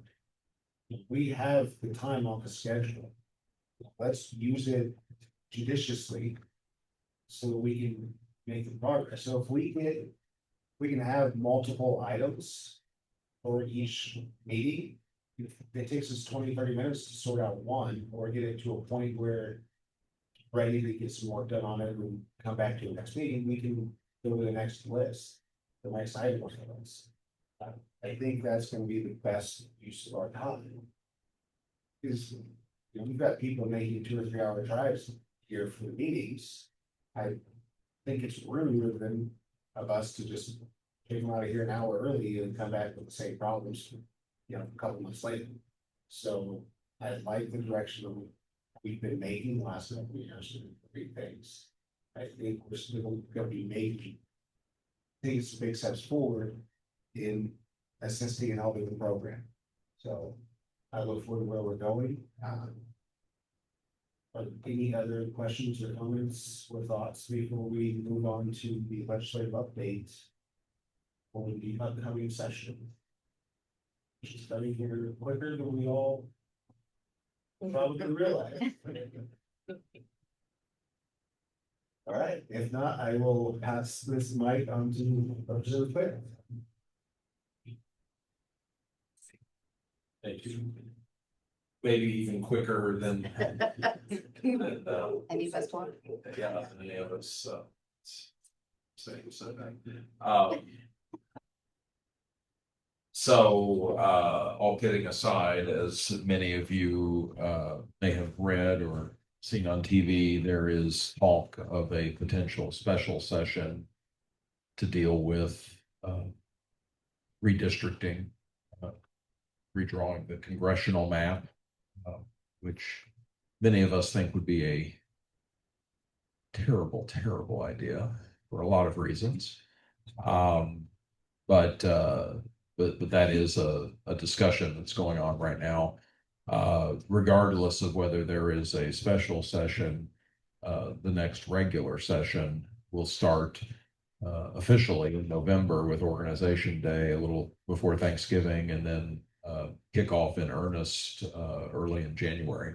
So, yeah, as Corey said, we're just one way or another, a session is fast approaching. And I think we're at a very precarious point. Medicaid is a focus at both the state and federal levels, and the focus is not good. I think it's fair to say that Medicaid is under attack. I think we ended up in a pretty good place with Medicaid and the state budget that we passed in late April, and I'm very proud of that. It was my top priority for the legislative session, protecting Medicaid. And even though at the end of the session, we got some bad fiscal news that we were going to be a couple $billion, more than a couple $1 billion short of where we expected to be. We still managed to keep Medicaid largely intact. Now, there are some asterisks and caveats, even coming out of the budget session. But Medicaid ended up much better than where it might have, or where many people expected it to end up. And I think a lot of people deserve credit for that, including some folks in this room, because I think there's a growing understanding. I don't want to overstate this, but I think there's a growing understanding of the importance of Medicaid. That having been said, it's still under attack, and never more so than with the reconciliation bill, the so-called One Big Beautiful Bill Act, aka the reconciliation bill, which really goes after Medicaid. And a lot of the argument for treatment of Medicaid in the reconciliation bill, at least a lot of the statements and rhetoric that I heard, and many of you probably heard, was that there was a desire among members of Congress to refocus Medicaid on the population for whom it was originally intended, vulnerable people, rather than what are often referred to as able-bodied people of working age. I'm just not buying it. I haven't seen any big rush to make any to reaffirm any commitment to programs, Medicaid programs for vulnerable people, which of course would include Medicaid support of First Steps. Christina, I think on your slide, was it 23% of the revenue is Medicaid, something like that? 2024. Yeah. I don't have 25, it will be higher than that, like Christina is saying that the data she reported earlier was for 2024, which is the most available data. 21%, I'm sorry. So, I mean, that's more than a fifth of revenue for First Steps is coming from Medicaid. And Christina said that it's likely to be higher for 2025. That data is not available yet. So it's a critical part of the First Steps program, and it's a critical part of supporting vulnerable Hoosiers across lots of other programs and areas. And I would argue that the people who receive Medicaid and fit that definition of able-bodied are themselves vulnerable. That is our Medicaid expansion program, HIP 2.0. And I think we also have to recognize the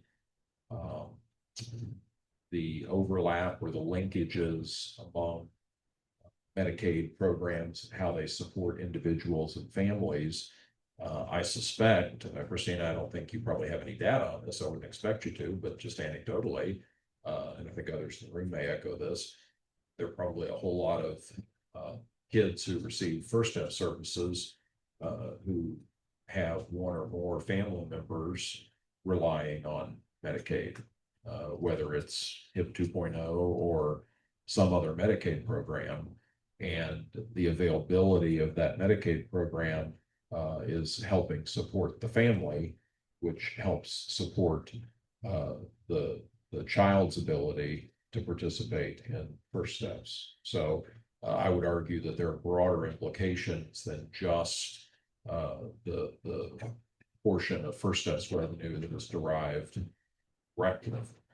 There are indirect effects and consequences for First Steps. So, I'll be my usual broken record self and say that now is the time to be communicating with your legislators.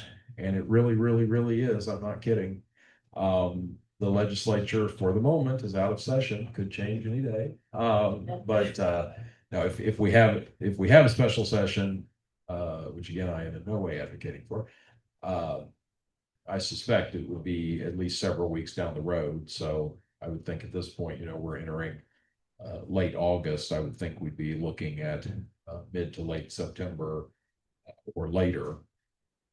But there is still a window right now for contacting your legislators and developing relationships, spending time with them if you haven't. So I won't call on you, but I'm going to ask for a show of hands. How many of you have been in touch with one or both of your legislators this year? I see 3, 6, 7 hands. Well, yes. If you're sitting next to your legislator, raise your hand. Jennifer gets extra gold stars. Well, I mean, it's great, but every hand should be up, and that's not a criticism. It's just an observation of critical opportunity. Because I'm not saying this to be pejorative, but it became very evident in the Medicaid discussions that went on at the legislative session this year, how little knowledge and understanding of Medicaid there is in the legislature. So if you want your legislators to understand First Steps and Medicaid, then the best way to make that happen is for you to meet with them, educate them, as you've heard me say countless times, invite them. If you are with an agency, get them to come out and visit your agency. The absolute most powerful thing you can do is invite a legislator to go on a site visit to meet a family. How many of you have done that? Has anybody taken a legislator out to meet a family? We invited them to our program, but well, no. My legislator's still sharing office with you. Who's your legislator? No, she got bumped. So yeah, Representative Goss Reeves temporarily shared my office after she was caucused in to replace her predecessor, Ann Vermillion, and office space is assigned on a seniority basis. So there were a lot of people who had their eyes on that that spot. So after the last election, she got bumped. But She's been for our program. to your program, yeah. You just, I can't tell you, I can't overstate the value of connecting legislators with families and seeing the impact of what you do. And, I know it's not easy, but it is more important than ever. And you hear me say that all the time. I feel like one of those politicians who says this is the most important election in our lifetime. Every election, they say this is the most important election in our lifetime, right? But I think most of you will agree that because of the legislative landscape at both the state and federal level, this is a very important time to make those connections. You've probably heard me say before, the squeaky wheel gets the grease. We've all heard that phrase. Well, be the squeaky wheel, because there are a whole lot of squeaky wheels right now looking for grease. I mean, if you look across everything that saw funding cuts in the state budget and everything that is at risk with respect to federal funding, that there's only going to be more competition for dollars. The ARPA money is gone. Christina, I assume your last ARPA dollar has been expended by now. Oh, we spent all of our ARPA dollars before 2023. Yeah, Christina says that they spent all of their ARPA dollars before 2023, which is wonderful, and I'm not surprised. But you have colleagues, as you know, throughout state government, including some in FSSA, that are still pushing out those final dollars. Isn't it next month? That's when the very last train leaves the ARPA station. I think you had to have dollars committed by like March of last year or something, and they have to be finally expended or reverted by Ours had to be next month. liquidated for January of 24. Yeah. Christina said hers had to be liquidated by January of 24. But anyway, my point is all that surge of one-time money that arrived beginning at the outset of the pandemic and continued on into 21, 22, has worked its way through the system, and dollars are tight and getting tighter. You saw in the reconciliation bill not just the reductions in Medicaid, but also the reductions in SNAP, which certainly has an effect on many families that are participating in First Steps. And we don't know how that's going to play out in Indiana, but that's another factor. So I hope you will take advantage of this opportunity late summer, early fall, to contact your legislators.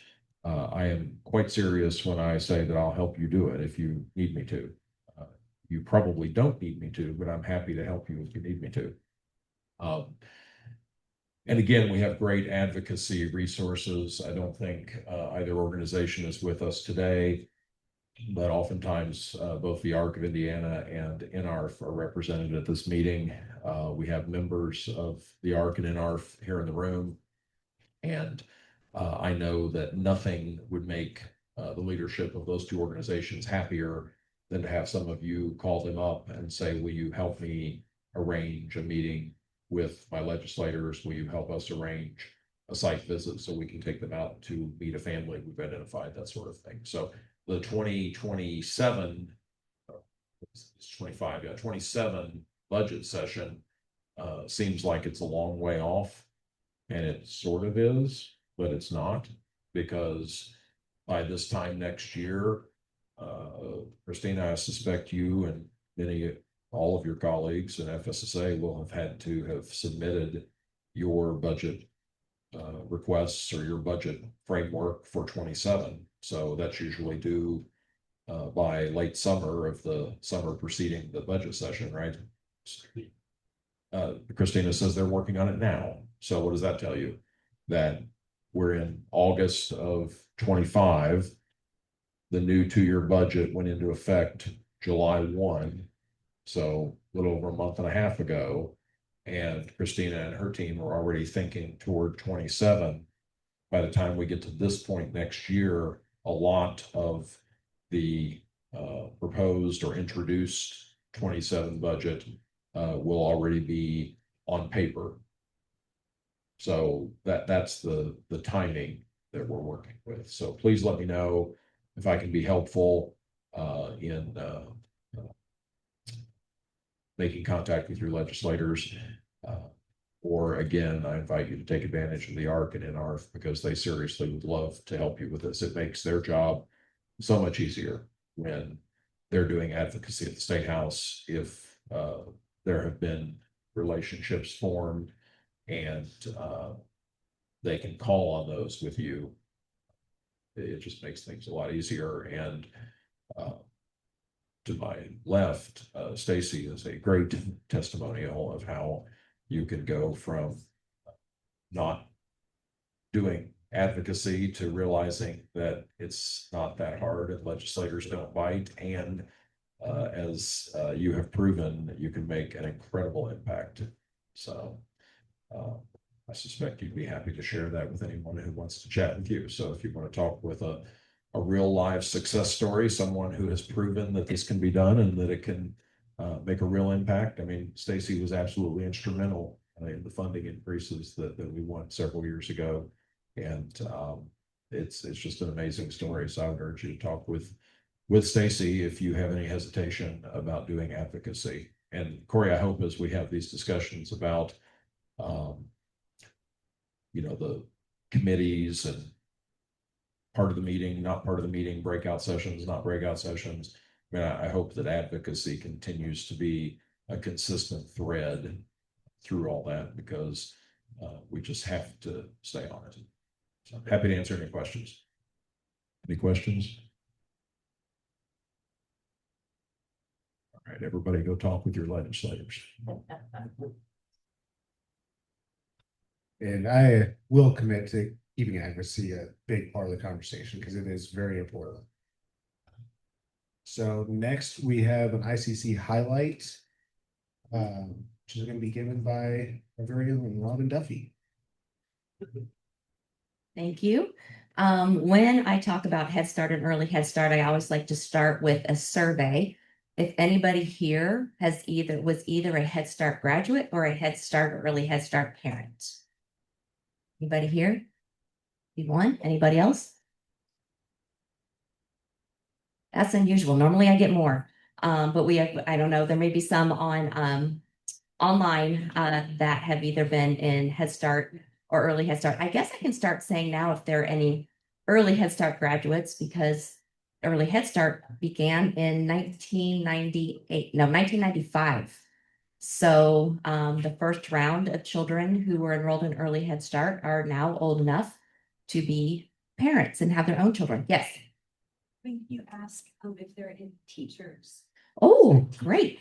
Any teachers or home visitors or anybody who has worked in the Early Head Start space. Okay, we've got a couple. Yeah, 4. Yay, thank you. Okay. So Connie or Christina started with an overview. Yes, we are celebrating our 60th anniversary.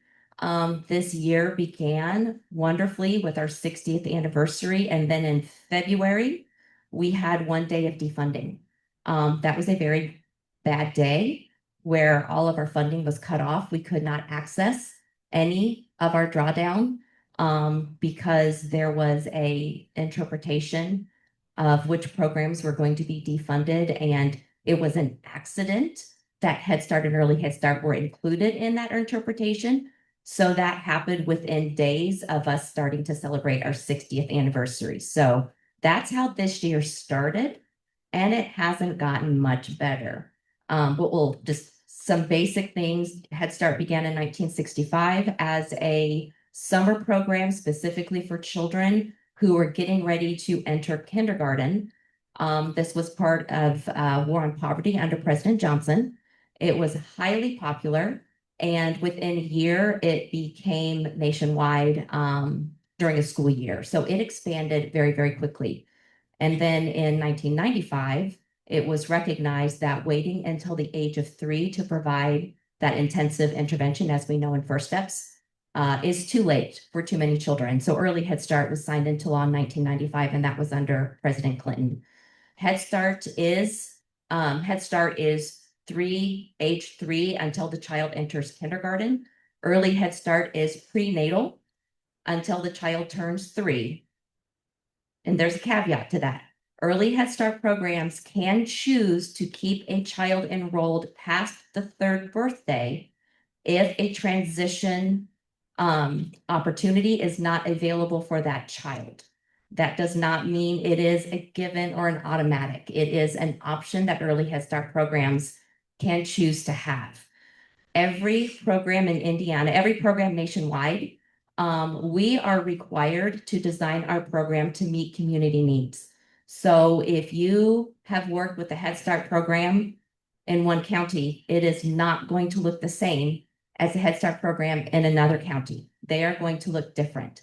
So that's one thing that we like to make sure is understood, that every program is unique to meet the needs of that specific community. Even programs that are operated by the same grantee can look different within different communities. So just be very careful about making assumptions about, well, this Head Start does it this way. Another Head Start that you work with may be completely different. Not all Early Head Starts are going to keep children after the age of 3. If they do not have a home visiting option, they're going to be highly unlikely to keep children after the age of 3, because they are most likely going to be a licensed childcare center, and their licensing would go until 36 months, and they would not be licensed to keep them in a classroom unless they change their licensure. So just kind of keep that in mind. In Indiana, Head Start is available in every county, but Early Head Start is not. Early Head Start is available. I don't have the exact number. Just under half, I believe. So we unfortunately do not have Early Head Start throughout Indiana the way we do have Head Start. Head Start is in all 50 states, the District of Columbia, and 6 of the United States territories. That's something that most people don't know, that Puerto Rico, Guam, Virgin Islands also have Head Start as a territory. But why is Head Start involved with First Steps or with special education? The reason is our program performance standards mandate us to be involved. So I know this isn't technically a two-way street. We are mandated to collaborate with First Steps or with IDEA, but IDEA is not technically mandated the way we are. State make that choice, but our program performance standard, just reading this, is we must participate in the development of the IFSP or IEP if requested by the child's parents. Most programs will get a consent signed and send it to the service coordinator so that the service coordinator knows that that consent has been given. We also are required to provide information of the screenings and assessments that we have done and provide that to the service coordinator for program planning. And we are also required to participate in the meetings with the local agency responsible for implementing IDEA to develop or review an IEP or IFSP. So yes, we're pushy. We try to remind service coordinators, but we fully understand that this is not the responsibility of the service coordinator. It is the responsibility of us to make sure that we are present. So we do try to be very aware that our service coordinators are carrying obscenely high, in some cases, caseloads. We've had an increase in children in First Steps, and SPOs can only hire service coordinators based on their funding, kind of like Head Start. I don't know if I'm speaking, please. Okay. Head Start, we get a specific amount of money for a grant, and we have to provide all of the services within that funding. One of our biggest challenges right now is a result of a performance standard change in 2016, which required Head Start programs to have at least 50% of their teachers have a bachelor's degree And all early Head Start teachers have an infant toddler CDA. So they gave us that mandate and they did not increase any of our funding. So anybody want to take a guess what happened to our teachers that got their bachelor's degrees? Where did they go? They went to the school system. They got paid a whole lot more money. So yes, it's wonderful that the Office of Head Start recognizes that a teacher who has more education is more likely to be more effective with children, but we couldn't pay them any more money. And it's still occurring. We've been having this situation since 2016, and we still have it. Another challenge that we have had that came about a couple months ago. Is anybody familiar with the reinterpretation of the PRWORA Act of what a federal service is? Okay, so that is the Welfare to Work Act that was signed by under President Clinton. And that act prohibited an illegal or non-documented person from accessing federally funded services. And that was defined particularly Medicaid, federal SNAP, and those types of services. Head Start was exempted from that definition. And in July, our Health and Human Services Secretary and his team decided that the interpretation that has been in effect since the law was written was wrong, and that Head Start should be included in that definition, meaning that Head Start programs, this is on a pause. So we got it paused until September 10th. Unfortunately, the opportunity for comment has closed, so you can't provide comment now if you wanted to, but appreciate the thoughts.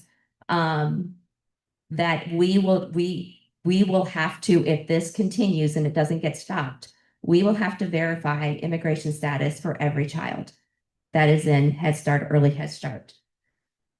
One of the worries with that is we also enroll children who are homeless, who very likely may not have their records. If you're homeless, you don't have those documents and you don't have the financial resources to obtain those documents.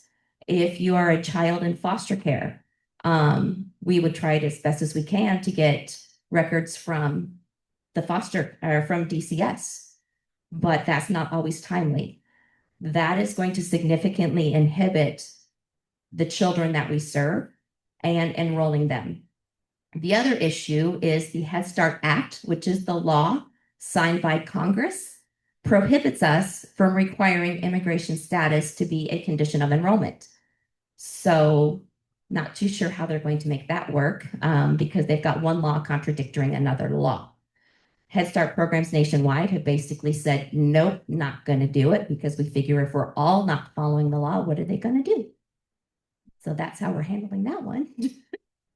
But this is kind of the landscape that we are dealing with right now in terms of maintaining the quality of our program and making sure that every child in the age that lives in our community, regardless of their immigration status, regardless of what their parents or guardians do for a living, that they can access high quality early care and education services.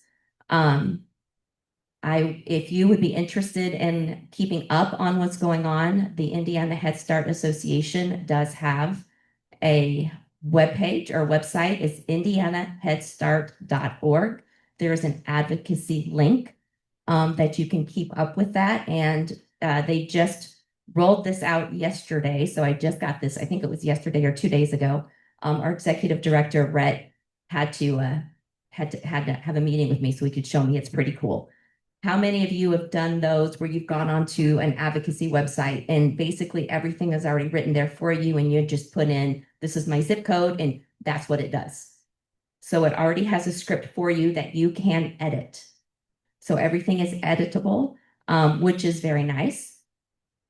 And in Indiana, just want to cover some things. We also have a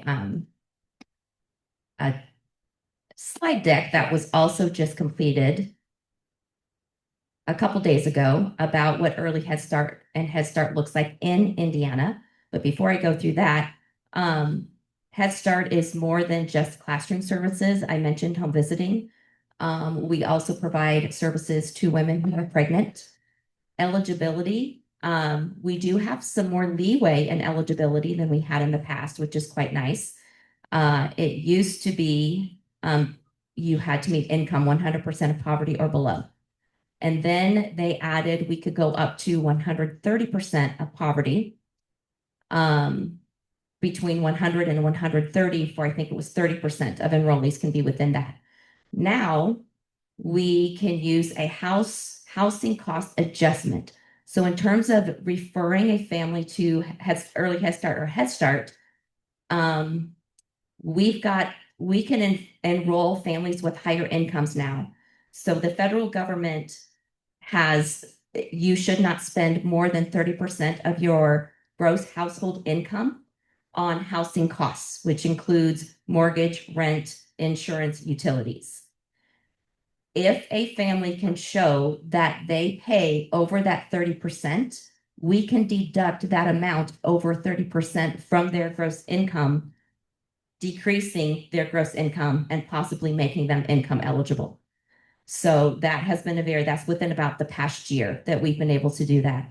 Families who are in foster care have automatic eligibility. We do not take income from a foster parent. Homeless is also another income eligible, and we follow the McKinney-Vento. So I'm not the person who does this, so if I misspeak, please speak up. But you know, homelessness has a very wide definition. It's not just somebody living on the street. You can have a roof over your head and still be homeless if you are couch surfing, if you are doubling up and living in an apartment with a friend or relative, and your name is not on the lease. You can be evicted or kicked out at any minute. So you have housing insecurity. You are technically under the definition of homeless. So homeless is an automatic eligibility. Once a child is determined eligible for early Head Start, they remain eligible until they are age 3, regardless of family circumstance changes. In Head Start, I do believe they have to requalify every year, not 100% certain on that. But in early Head Start, once you're in, you're in. So there are a lot more families out there who are potentially eligible that don't know they may be eligible. So that would be something that we would really want to make sure that that gets out there. But in Head Start programs are required to cover education, child development, and education. And that's what most people fully understand Head Start to be. It is the preschool program for families who have low income. But we do so much more than that. We also, every program is required to have a disabilities coordinator, a health coordinator, and a family services coordinator that are full-time. We are also required to have depending on the size of the program, it would either be full-time or on a consultant basis, but a registered dietitian and a licensed mental health professional, whether it be social work or some other type of a licensure. So Head Start programs, all Head Start programs are required to also provide those services to every single family. So it's more than just what happens in the classroom or what happens in the home. It is truly comprehensive wraparound services for every single family. In Indiana, there are 38 Head Start programs that do serve the all of Indiana. 13,000 eligible children are receiving Head Start services, including 210 expectant mothers. Head Start is the 78th largest employer in Indiana. So we're pretty big when it comes to Indiana. One of the other biggest things that Head Start and the National Head Start Association is really involved with is we are part of the early care and education landscape. And we're not in this alone. And we all need to be advocating for each other. Because of childcare issues in Indiana, Indiana has lost $4.22 billion every year that could be contributed to the Indiana economy. And if we think about other cuts that have happened in Indiana with On My Way Pre-K and CCDF, that this number is going to get bigger. Tax revenue loss, 1.17 billion. Employee turnover and absenteeism cost is estimated at 3.05 billion. And 57% of parents have reported that they've been unable to work or have had interruptions in work because of lack of childcare. So Head Start is just a piece of the entire childcare landscape that is significantly impacting our families. And in our program, we see this impact be even greater with families who have children with disabilities. So the families that we all see here are impacted to a greater degree. Just anecdotally, what I see in my own community, I've got a couple nods, because most school systems only offer services for a half day. Is anybody here in a community that their school system offers full day? One, just one. I don't know if there's any online, but very few offer full day. So families have to try to figure out, my child needs services through the school. They need speech, PT, OT. They need that special education classroom, but I can only get it for half a day. I don't have a childcare facility in my community that has the capacity to meet my child's needs. So that parent has to make a decision. Does my child get an IEP or do I quit work? Because I don't have that other half day option. So I just had a meeting 2 weeks ago with a family who was in that situation. So the families that we serve are impacted by this more than other families in most cases. In terms of funding, we are currently funded. There is no talk right now of Head Start and Early Head Start being defunded like there was at the beginning of the year. And through recent polling, Head Start is highly popular across all political parties, ideologies. The lowest percentage of support is 73%, which is pretty good. So we're feeling fairly confident that Head Start is not inherently in danger of having funding cut, but some of the other issues that are coming up are impacting us without cutting Head Start. And a couple other issues, Representative Claire mentioned Medicaid. And then there is also the Community Services Block Grant, which provides funding to our, just forgot the CAP agencies, that housing assistance, utility assistance, those types of programs. 60% of programs in Indiana, of Head Start programs in Indiana, are under a CAP agency. And that funding is at risk for being cut. The program I work for is a disabilities agency whose primary funding source is Medicaid and Medicare. And that funding is at risk of being cut. If our grantee agencies can't keep their doors open, we can't operate. So this is a much bigger issue than what most people realize in terms of what's going on with Head Start. So we're okay, but we're also not okay. So those are some of the issues that are impacting us, but we are still here. We are still operating. We are still serving families to the best of our ability. We are hiring. Please, we have a workforce, just like First Steps. We have been struggling with a workforce shortage as long as First Steps has been struggling with a workforce shortage. Anything that First Steps does in the high school or in the university level helps Early Head Start, so go for it, because you're targeting the same people that we would hire. So we can work on this together. We would happy to do that. So any questions, either from those that are online or here? I can't answer specific questions for a specific program because again, that's local design, but I can answer general questions. Yes. Services that we offer for expectant mothers. That is our performance standards on expectant mothers is not as detailed as it is for children. But we are required to make sure that their health needs are met, which includes vision and dental. Dental is so important, especially in families who have food insecurities. Their diets may be poor.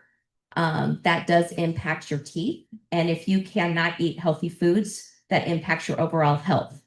We do know through research that premature labor is linked to gum disease.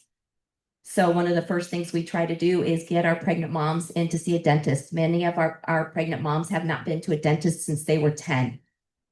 And pretty important for them to get in there. So any of those types of services, we make sure we're making sure that they are going to their prenatal appointments. And then we encourage them to bring us their medical record so that we can see if there were any recommendations. And then we will support them in getting linked to those recommendations. Yes. Someone of mine, what is the waiting list right now for Head Start? That is again a program. I did write down for our program is very small. We only have 80. Something else that happened a few years ago when the Office of Head Start recommended that we increase salaries so that we can improve recruitment and intention. Well, you can't increase salaries when we don't get a budget increase. And so the solution was for us to decrease our enrollment numbers, but maintain our funding. And that was called a reduction. Oh, now I just forgot the word. Anyway, we cut our enrollment. Most programs in Indiana did that. My program did as well. All of our cuts came from home visiting. There just wasn't a need for that because the majority of our parents are working or in school.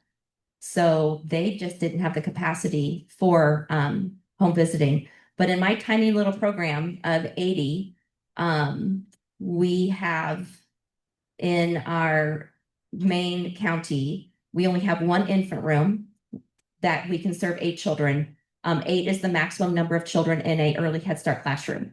We have 7 on a wait list for 8 slots. So we know most of those children are never going to see that classroom. We have 4 toddler 2 classrooms with 8 each. We have 27 on that wait list for 40 slots. Again, the majority of those children are never going to see a classroom before they are enrolled. We were at a time, we've seen a wait list as high as 100 in our program in just 2 counties.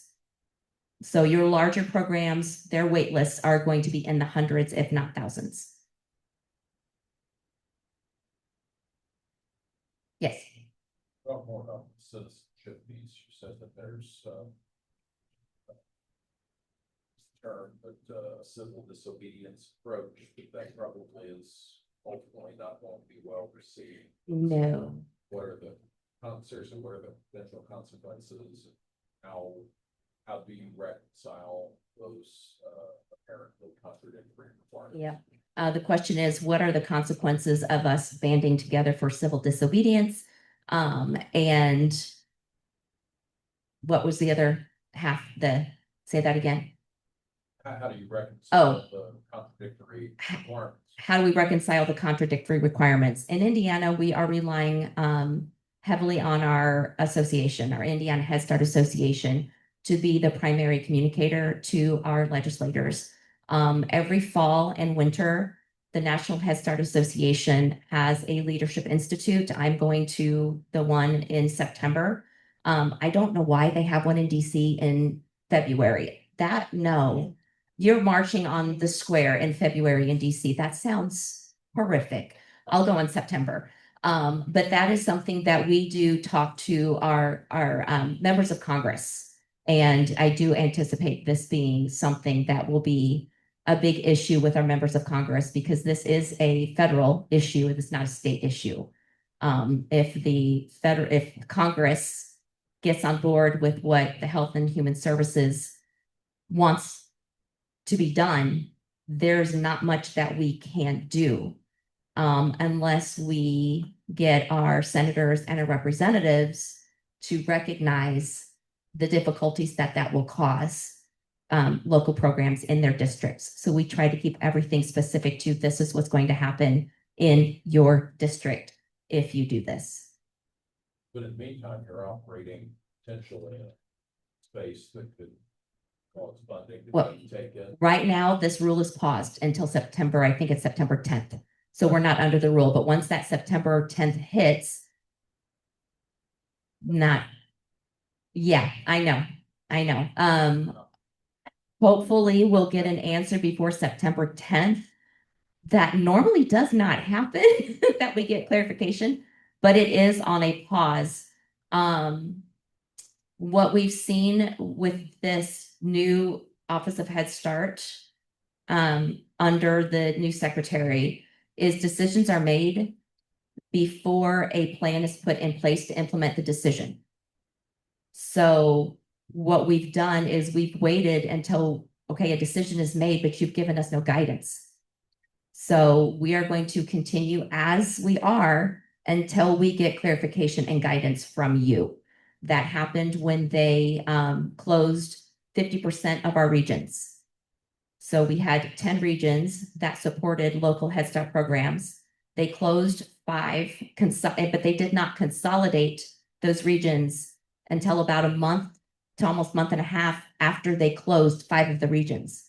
For over a month, half of the programs in the United States had no program officer.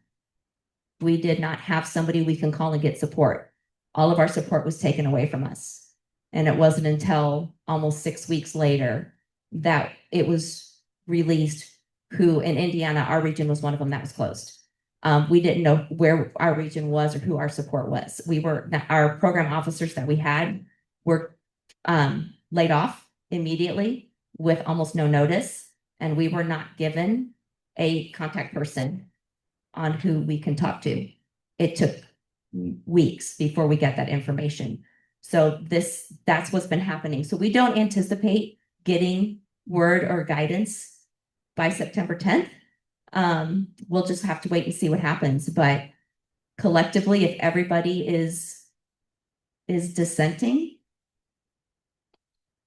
I don't know. When we've got this much approval rating in Congress and in the community, 73% being the lowest, 86% being the highest, it would not be a smart idea for members of Congress to intentionally harm this program. Voters would not like that. So there's just so much unknown right now. If you have any advice, I will gladly take it and pass it on. Okay.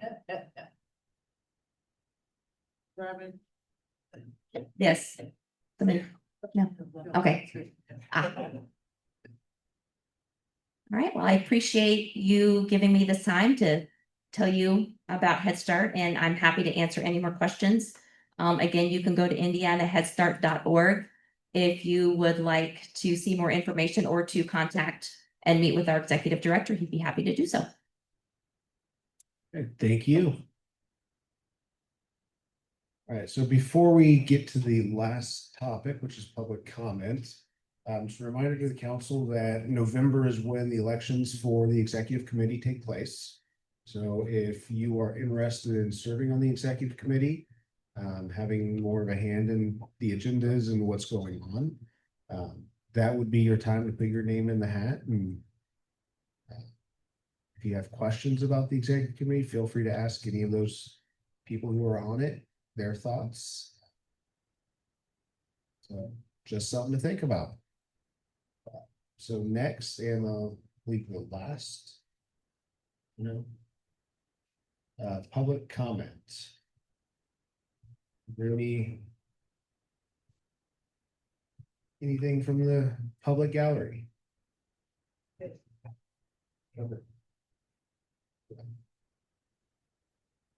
If not, I will pass this over to Megan for a few final remarks. So many of you have been seeing that we've been trying to get surveys out after our ICC meetings and hopes that we could continue to improve. Make sure we continue to improve our work here and the quality of engagement of our ICC meetings. So this should only take a couple of minutes and then I will adjourn, but thought while we have everyone here today, if we could just receive some feedback from each of you and see if I can, if you are online. Yeah, Z-Bart, you should be able to impose him snap this $700. QR code. Now I could probably go with follow that up car after this because meeting, it's send not out a in his link, name. so This car is in his name. can't have access to it here, then we will send it out afterwards as well. But while we're all together, Water. give you 5 minutes to be able to just respond. And just a reminder Shit, that the fucking speakers are all the way up here. are we too loud or How are did we that too happen? soft?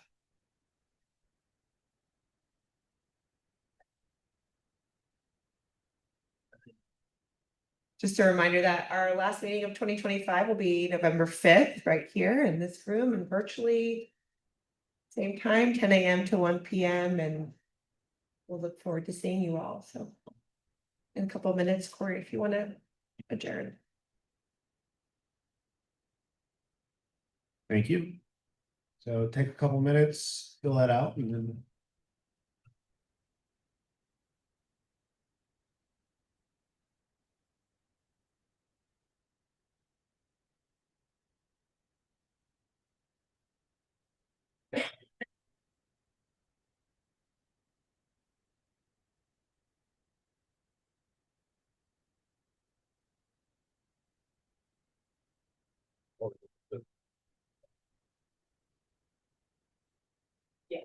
Like where topic was not addressed by committee that we. Yeah, by the council.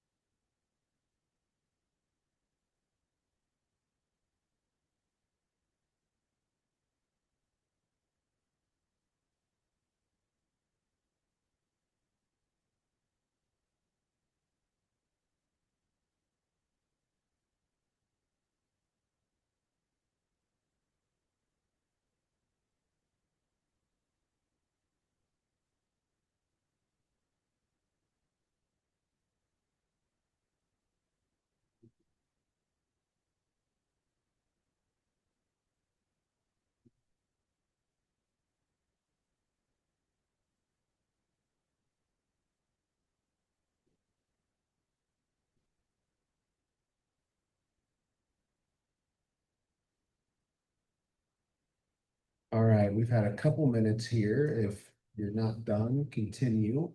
I'm just gonna ask one more time if there's any comments from the public or any last minute comments from the council. If not, do we have a motion to adjourn? All right, we have a motion and a second. Can we take that by consent and adjourn? All right, it's like we have consent. Thank you all for joining us and we will see you in November.